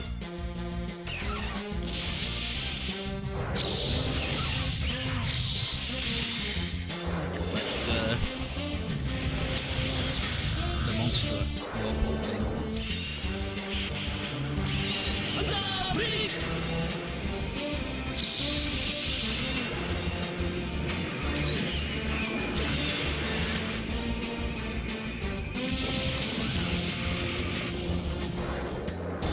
甘く見られたものだ。 Bam, bam, bam, bam. Bam, bam, bam, bam. Bam, bam, bam. Mm-hmm.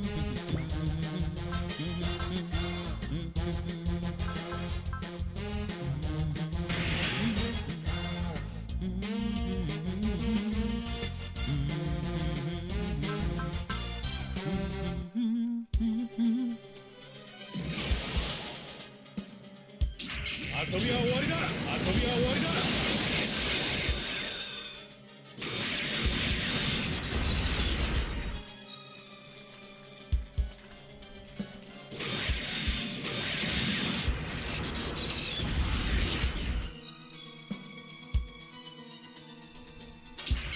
もらった。Gotcha.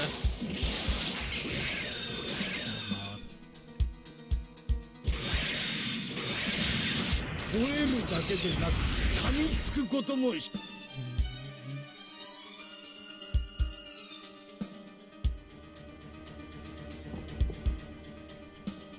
Bask.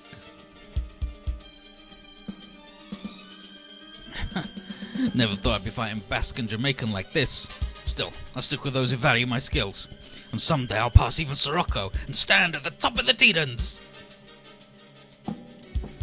No, Jared. The only thing you're standing atop is Mount Kilimanjaro. Very briefly.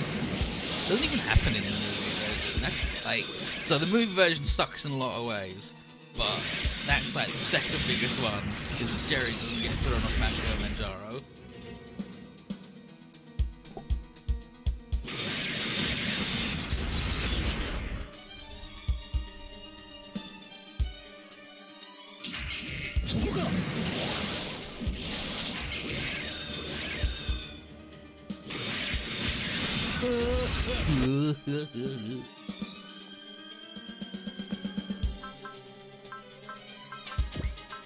You don't need to defend them, boss, it's fine.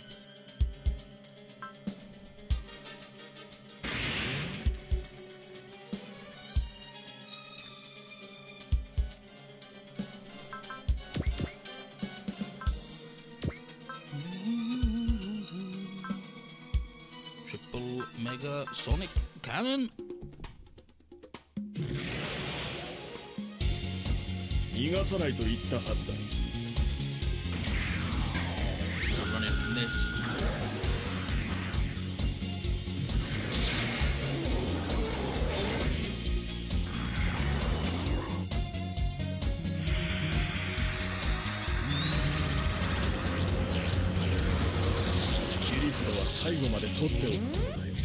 This is a trump card. Fuda.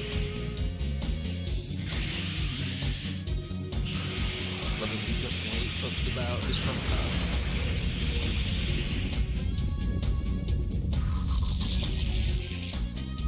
そんな腕で俺に挑むなんざ100年早え。 You're 100 years too early to be trying to fight me, bozo.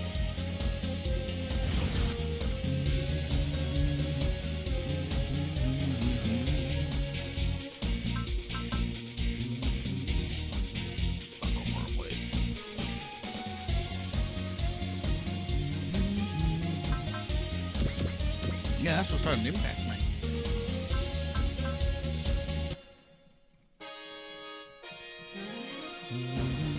Schwarzwald! Schwarzwald, cease your meaningless rhetoric immediately. Meaningless? I suppose it is. Indeed, there'd be no point in speaking when you insist on averting your eyes from truth. I'll find the answers concerning the nature of your truth and how it relates to the black history under my own power. So this is where we part. Schwarzwald, man whom the truth bewildered, disappear into the darkness.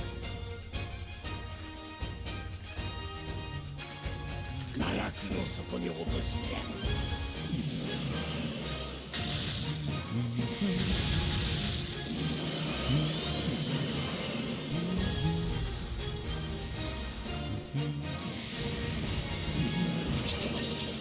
すべて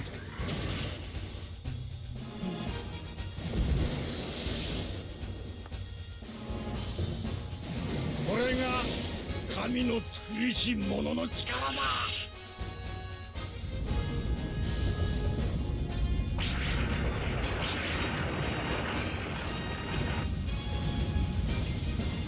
しばらく好き放題やってくれる。 Gotta do better than that, Schwartz. 少々荒っぽく行かせてもらおう。行くぞ行くぞ。 Here we go. Here we go.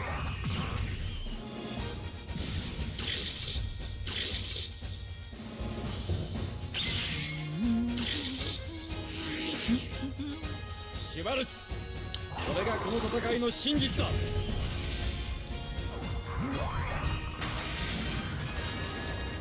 Just right in the butt, see? Chicken dingus? It's fine when Roger punched someone in the butt, but not the radishes? Despicable double standard against radishes. 動いて奴を叩きのめせ。 Schwartz did not enjoy that actually, what just happened to him.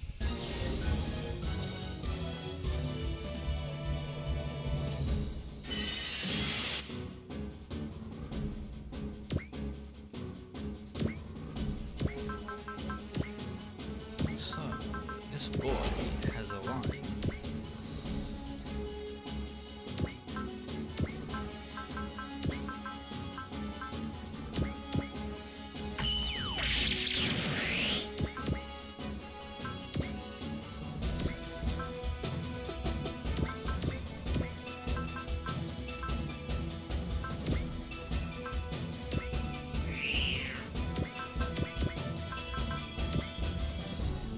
Thank you, Maria.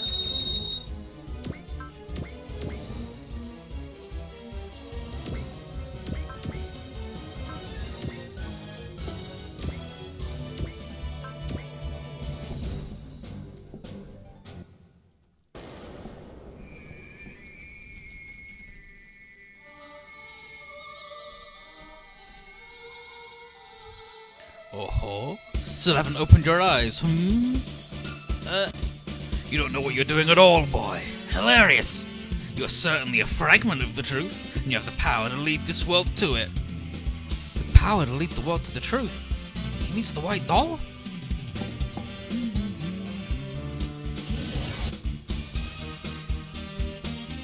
He talks to Aquarian, he talks about how the fallen angels are all pitiful sinners, forever bound by the chains of fate. And Sirius is like, is he trying to disturb us with his absurdities? And then Rand gets, yo, Pinhead, still spouting the same crock, eh? I'm fulfilling my duty to inform the truth to the world. You know, to use words lowbrow folks like me can understand. Yelling a bunch of baloney only makes you look crazy. 光の剣 Sooner or later you'll know the truth. And when you do, you'll remember my words and lament your foolishness. And Rand finishes with, sorry Bob, but there already ain't a single day where I don't tear my hair out because of my nonsense. Rand is very self-aware, really. Oh yeah, I'm always with stupid shit. Don't worry about it. I lament my foolishness every day.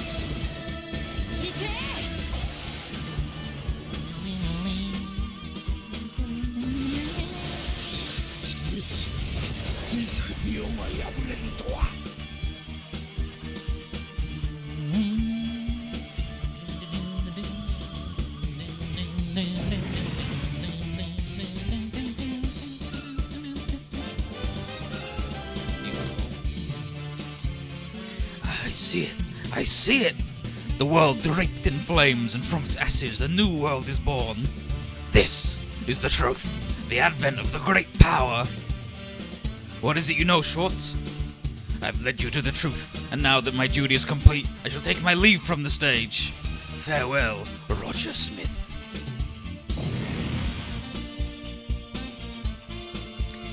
If your truth is that the world will end, we might well be headed towards that. Still, I have no intention of simply accepting it. Such is my answer to you.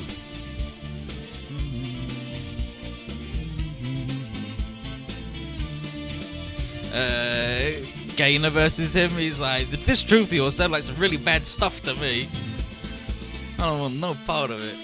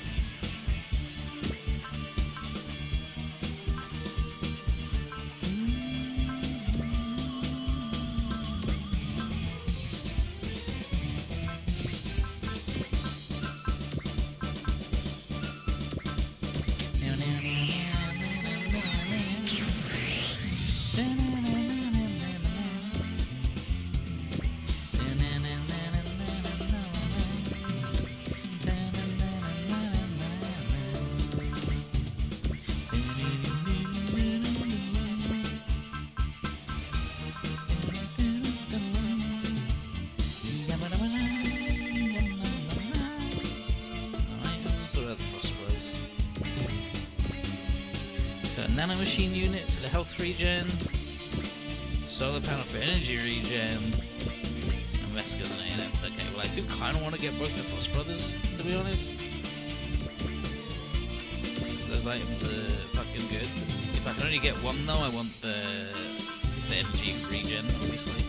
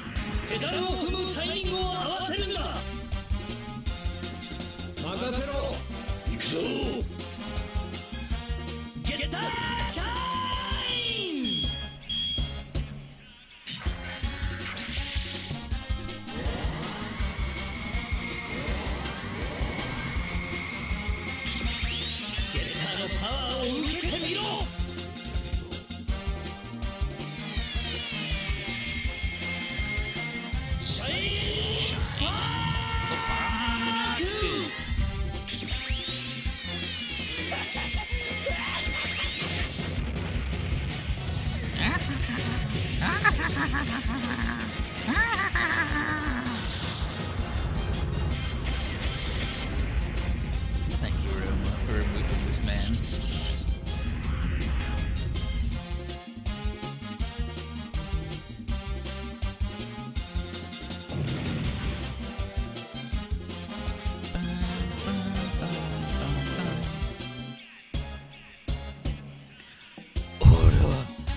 Orewa.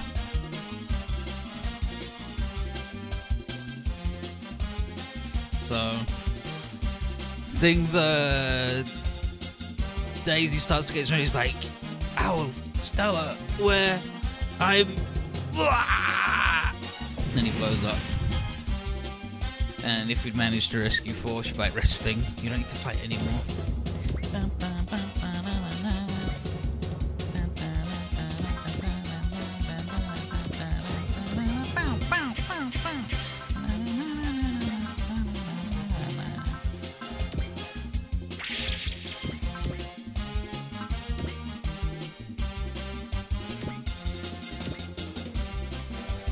It's time, baby.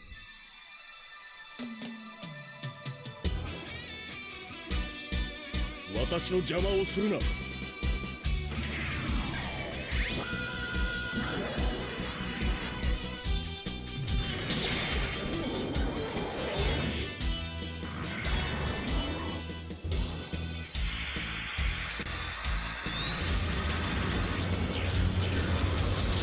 り札は最後まで取っておく。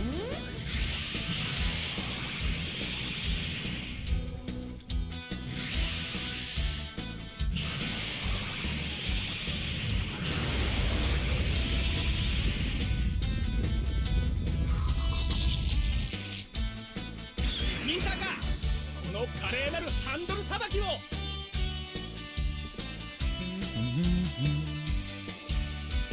相手がモビルスーツだからって負けてたまるか。 I ain't gonna lose just because you're a mobile suit.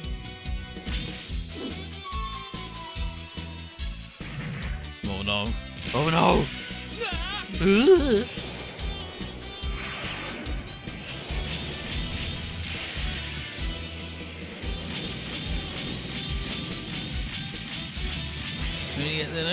This stage, he stole it. Biggest fights? I don't know. Jiren asked to have it look like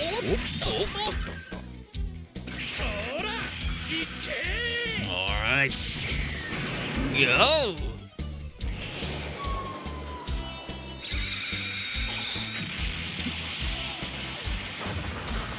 ICBM toss. The Continental Ballistic Missile throw. Fucking Jiren. He's so good. いつまでも好きにできると思わぬことだ。I think the other animation is the dynamic kill with the bonk.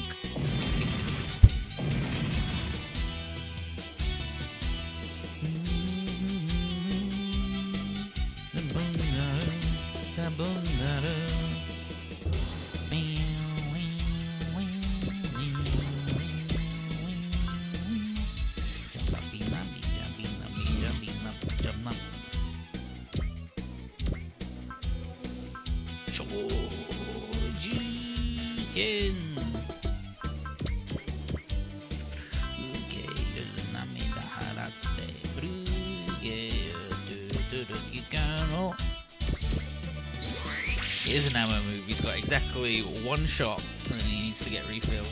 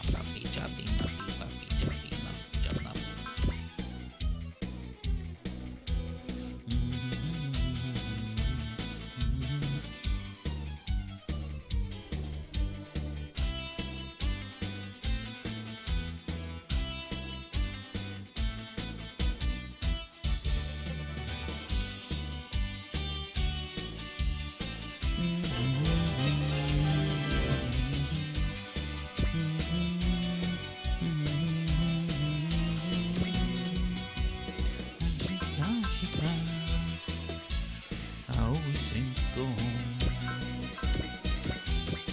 So who's our best shot at the map attackings?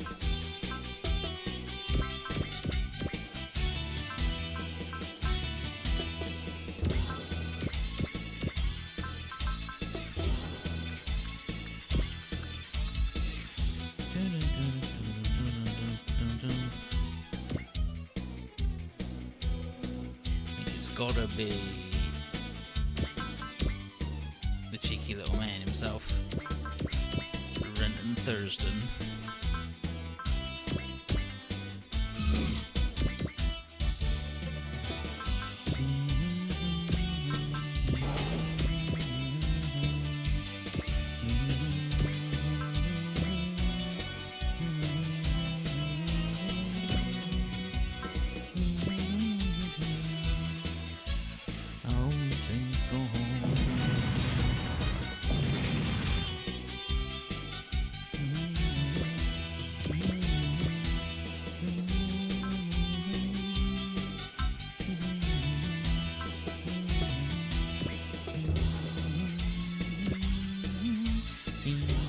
Just a matter of getting him the juice.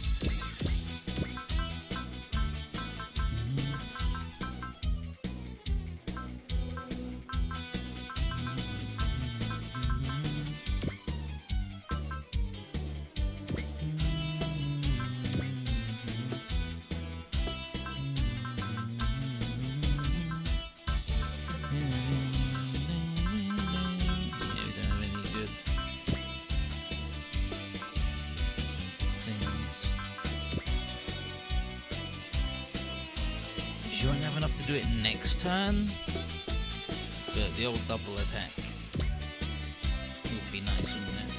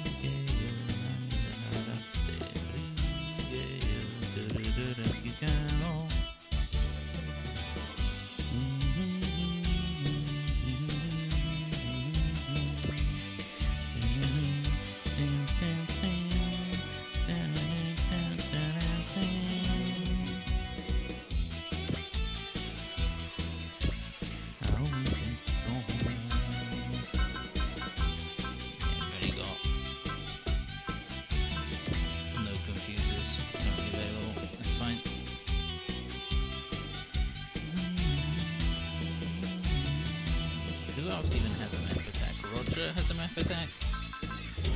It's only range 1 to 3 in each direction though, so he could stand here and get both of them. That's for sure. But he doesn't have the big boy damage. Unlike your boy Renan.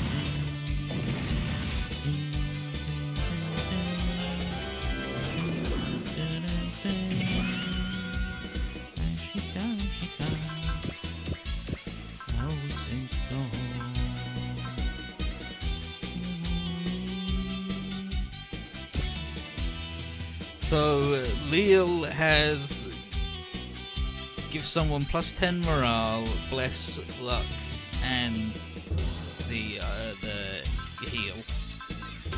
He's got that wish, baby. So we'll probably use that on Renton to give him the beans because he has no beans.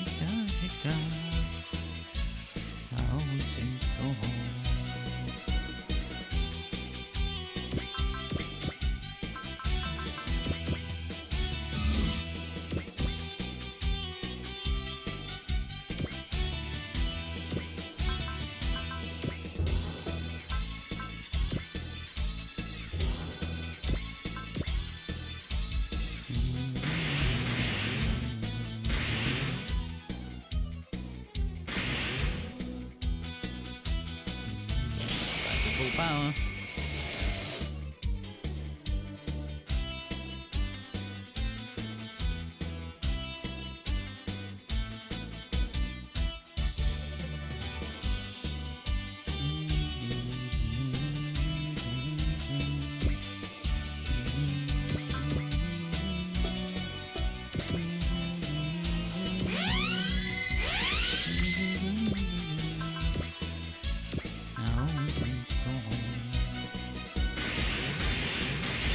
Spinning the wheels here.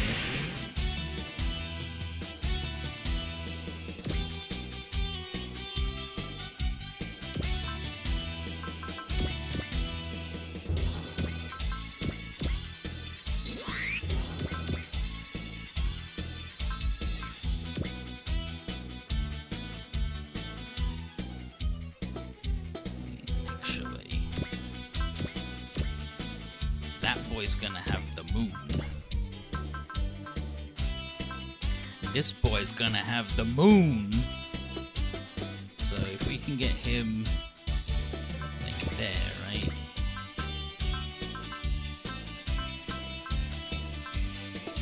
Yeah, so if we get him off center here, we can blast both the fuckers.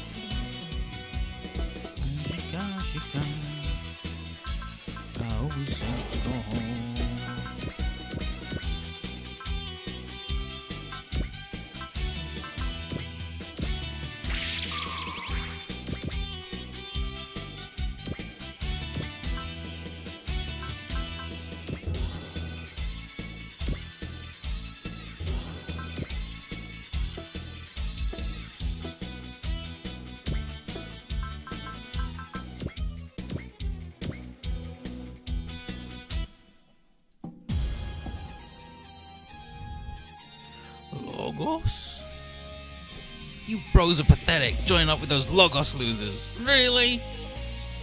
Garadran, a simple-minded child like you could never understand our long-term objectives. Let him ramble on, Olba. He'll pay for his insolence in due time. You're right, brother. I don't know what you're up to, but that ain't gonna be a problem if I end you two here. Prepare yourselves. Get ready. I'm gonna blast ya.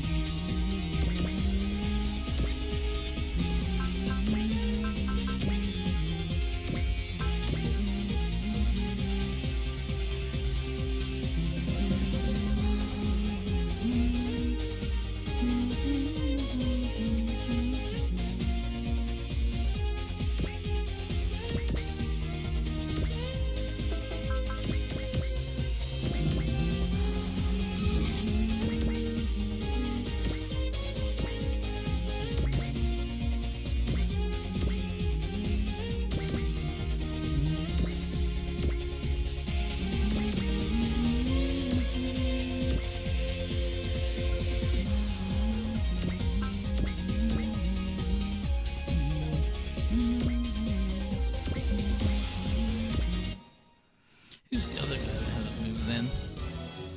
Is it God Sigma?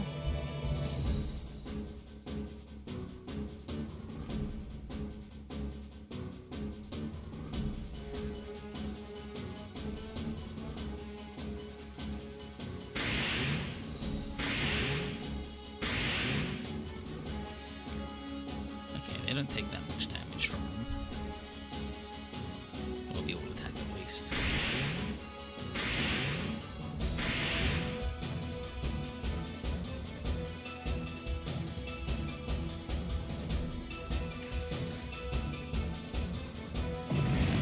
That's fine. I could have blown that guy up right to make sure we got the ending point, but we've got a bunch and we don't need them anyway, so it's fine. But if you needed them, that's what you'd have to do. You just missed an 87% chance.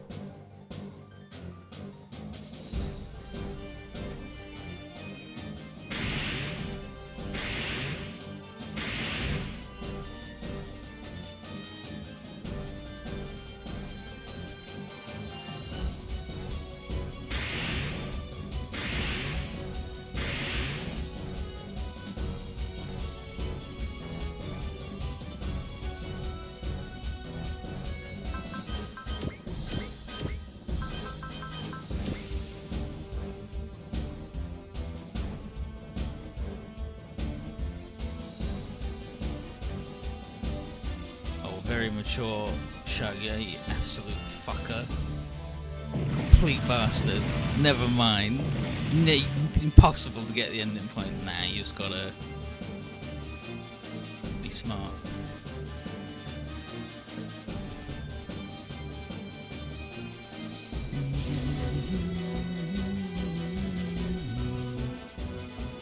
There we go.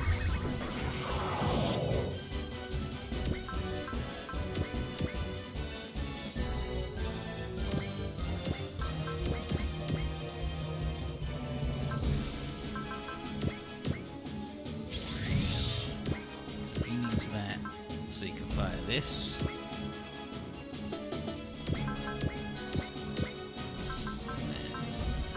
What's that and that? She wants that.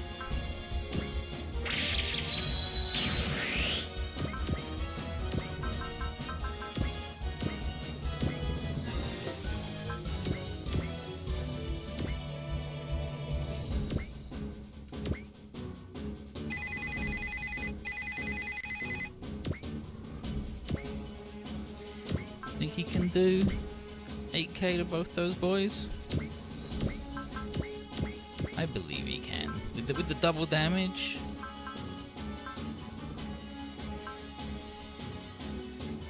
Give him the wish as well.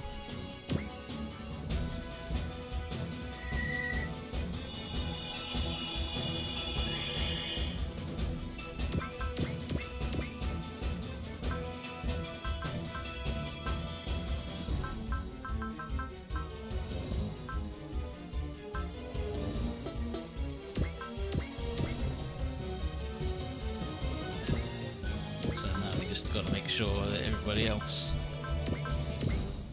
is fine.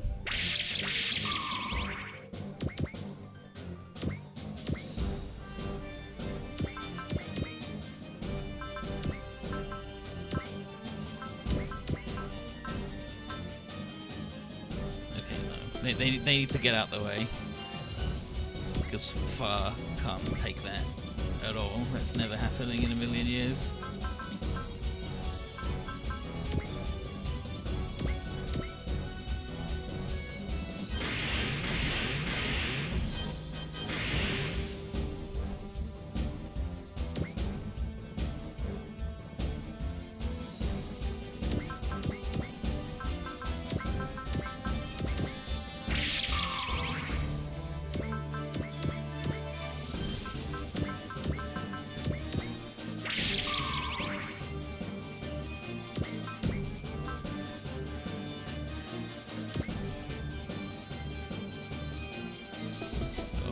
Alright then. Let's give it a shot. Let's give it a shot. We're doing 10% more damage to them, and He's valid. Oh no, yeah, that's his accuracy now.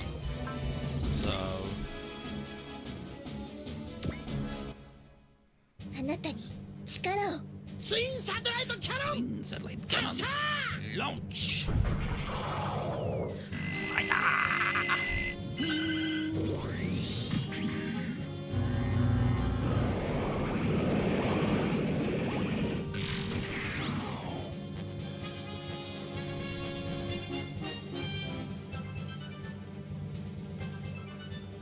Oh yeah, 20k sure. Seems fine. Solar panel and the nanomachine unit, 20,000 money, and the big XP. Beautiful.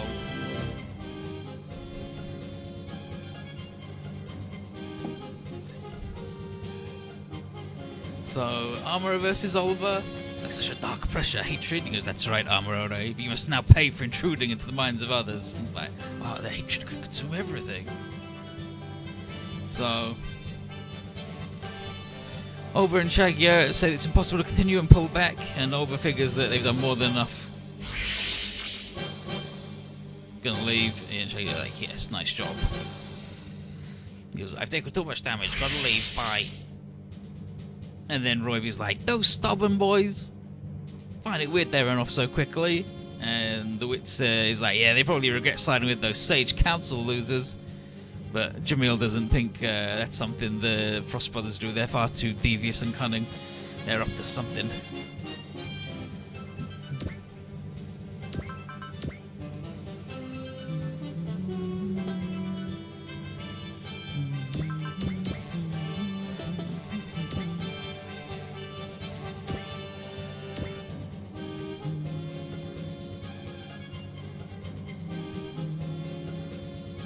Where's Yuri? Koji Kabudans.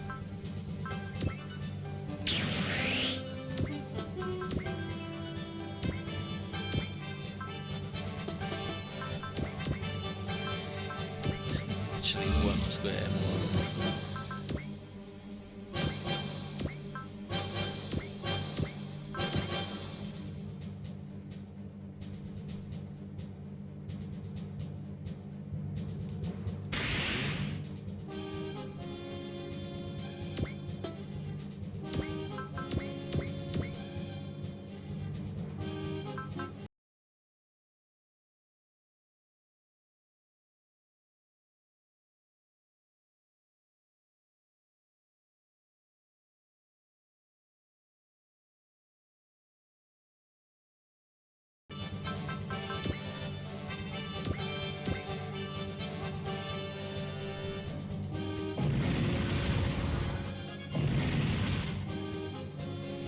Say that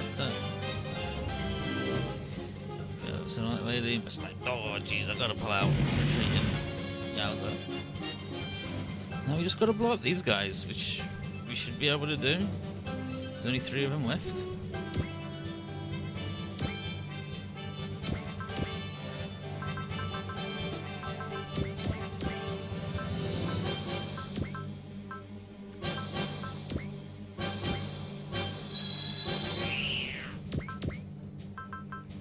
Give him the Screw Crusher punch.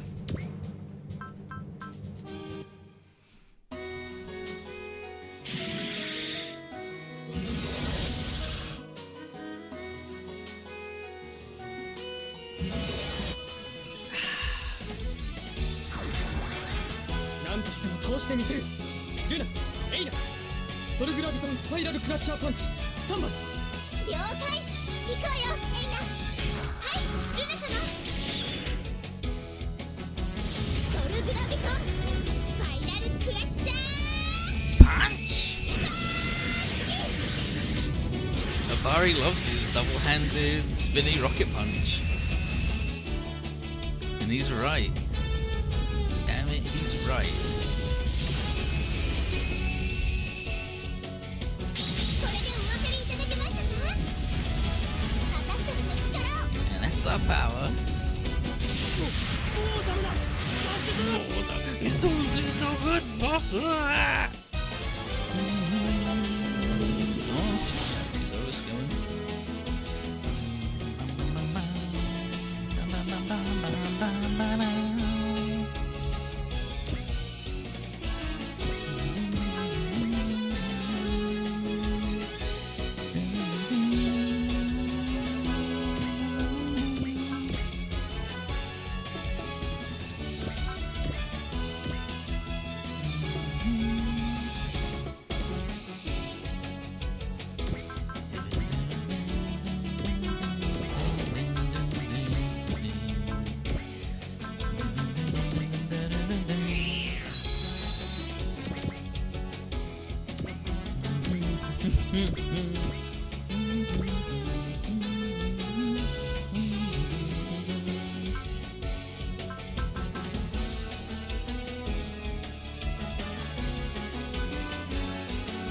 Nice try, Rand.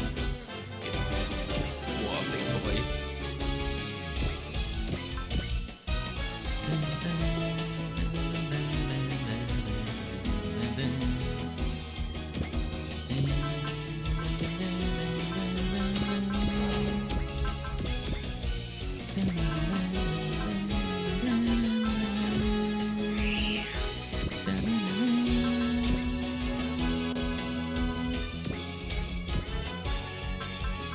I wanted to say it, but I don't think she's gonna get the bop.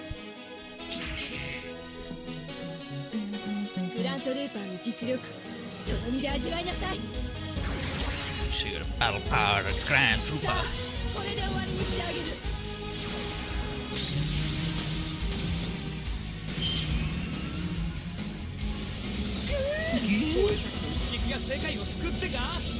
Love to lay it all on the line video. ライトニング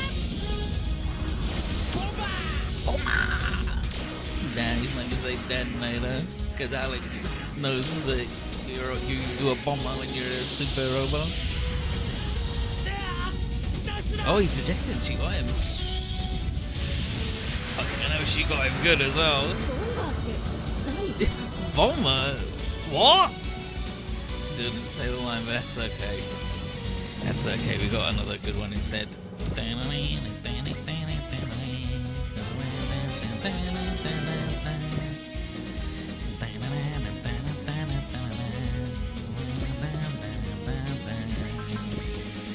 Well, let's search the one where she says jack off.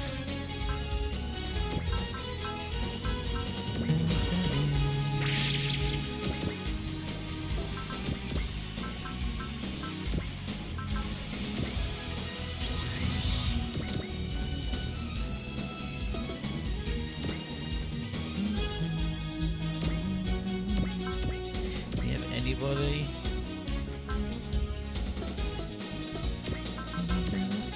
Sports himself, so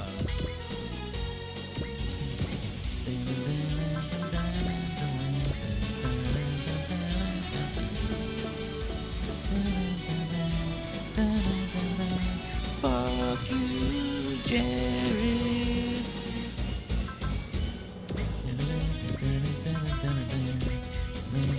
First,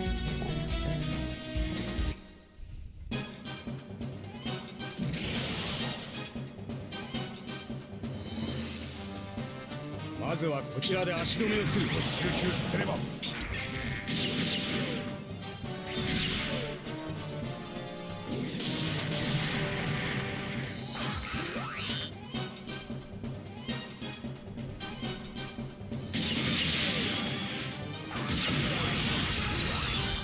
Nice try anyway, Jimmy.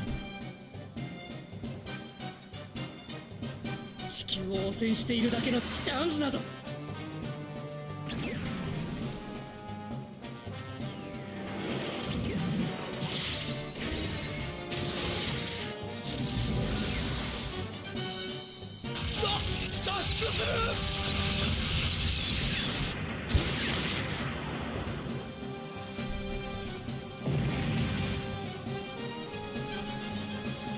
Nice work, Jamil. You done it. How could I have lost both the captives and my platoon of destroys? Damn it. Time for my ace in the hole. Launch the nuke we were going to use on the plants. I think that Walker machine hijacked the controls. What the? So Basker recommends that they retreat because it's only going to get worse from here, and their best bet for it is like, where to? It's like Orb, we'll go to Orb. And so they leave. And so it's like the Logos guys are left, and Hap says, well, at least they know when there's no chance of winning. So Kengo figures that we should split too, unless we get in some unnecessary battle with the feds. And Arthur here confirms that Logos headed towards Orb, which is just like their last stronghold now that they've lost Heaven's Base. Talia orders everyone back to Trinity City.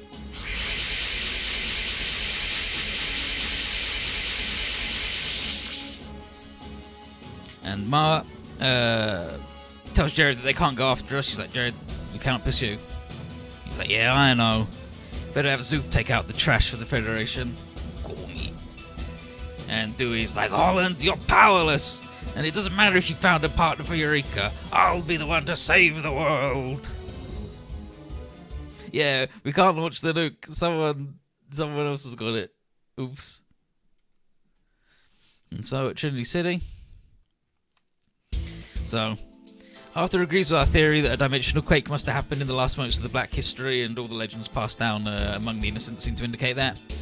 And judging from what we've observed since Break the World, it's likely the Black History's quake was another such an event, but he doesn't know what triggered it, because the Innocents sealed away a lot of their past in the interest of focusing on the new world they were creating.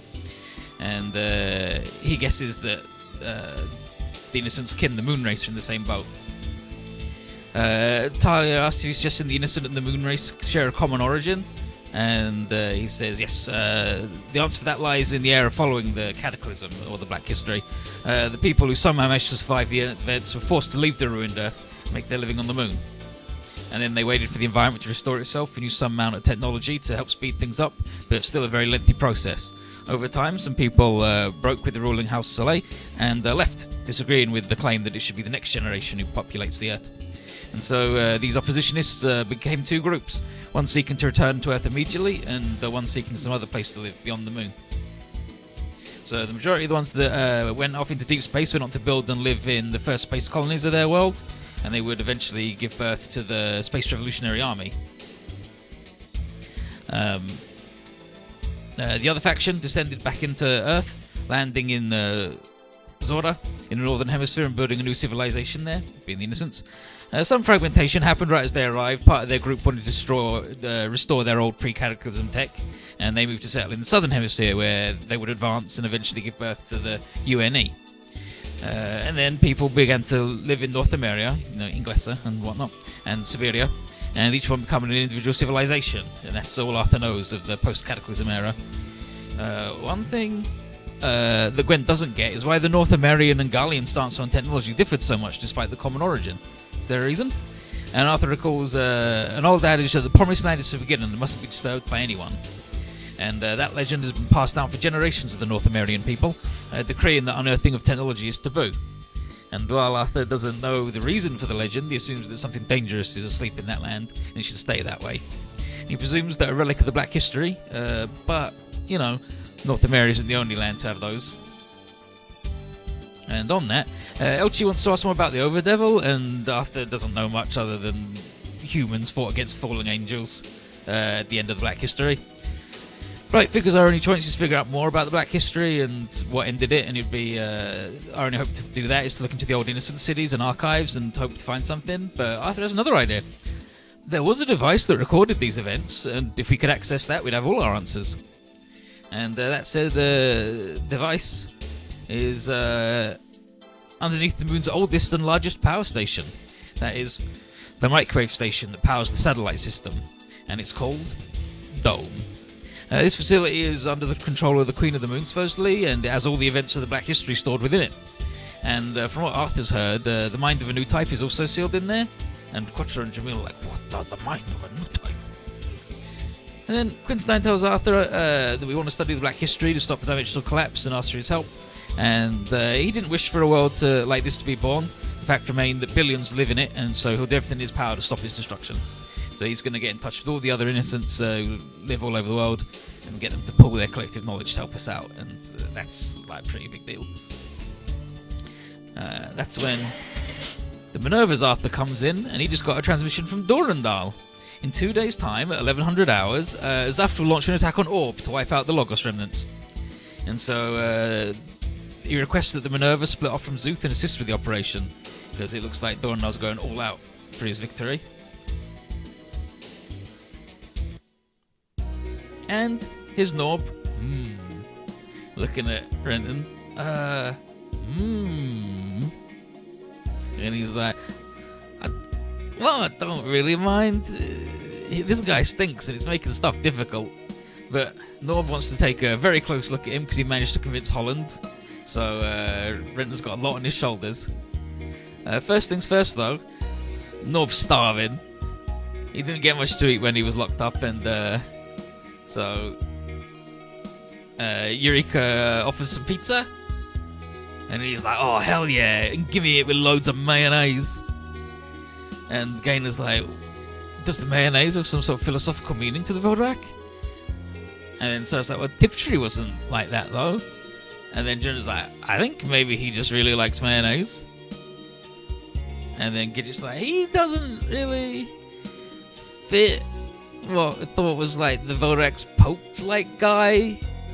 He's not really it, is he? And then Norb's like, oh boy, guess I'm not living up to the hype.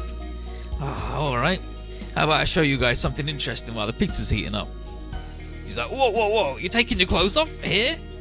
He goes, Renton, you should see this too.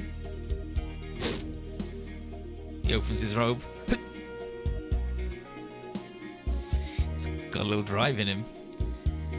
There's a compact drive in your chest. This is what one who failed at becoming a partner looks like. One who failed? He's got the amateur drive in him.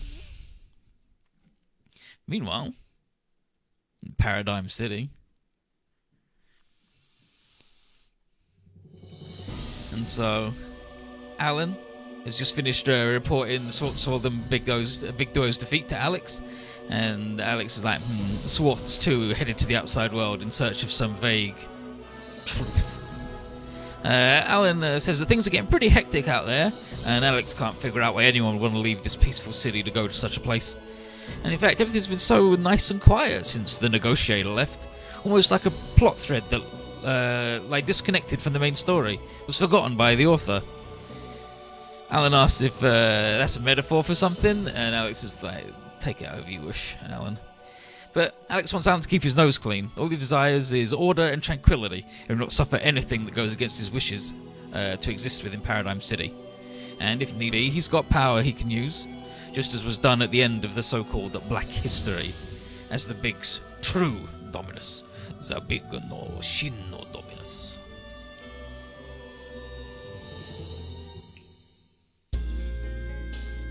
And so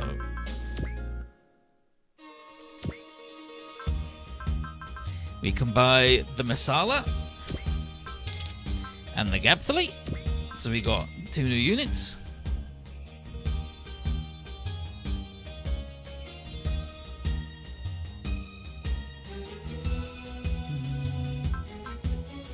And it looks like they didn't have a cutscene for anyone getting the Zabungle secret. That's fine. Yeah, the Masala is a big fucking boy. We'll buy another Mega Booster. Mess it though.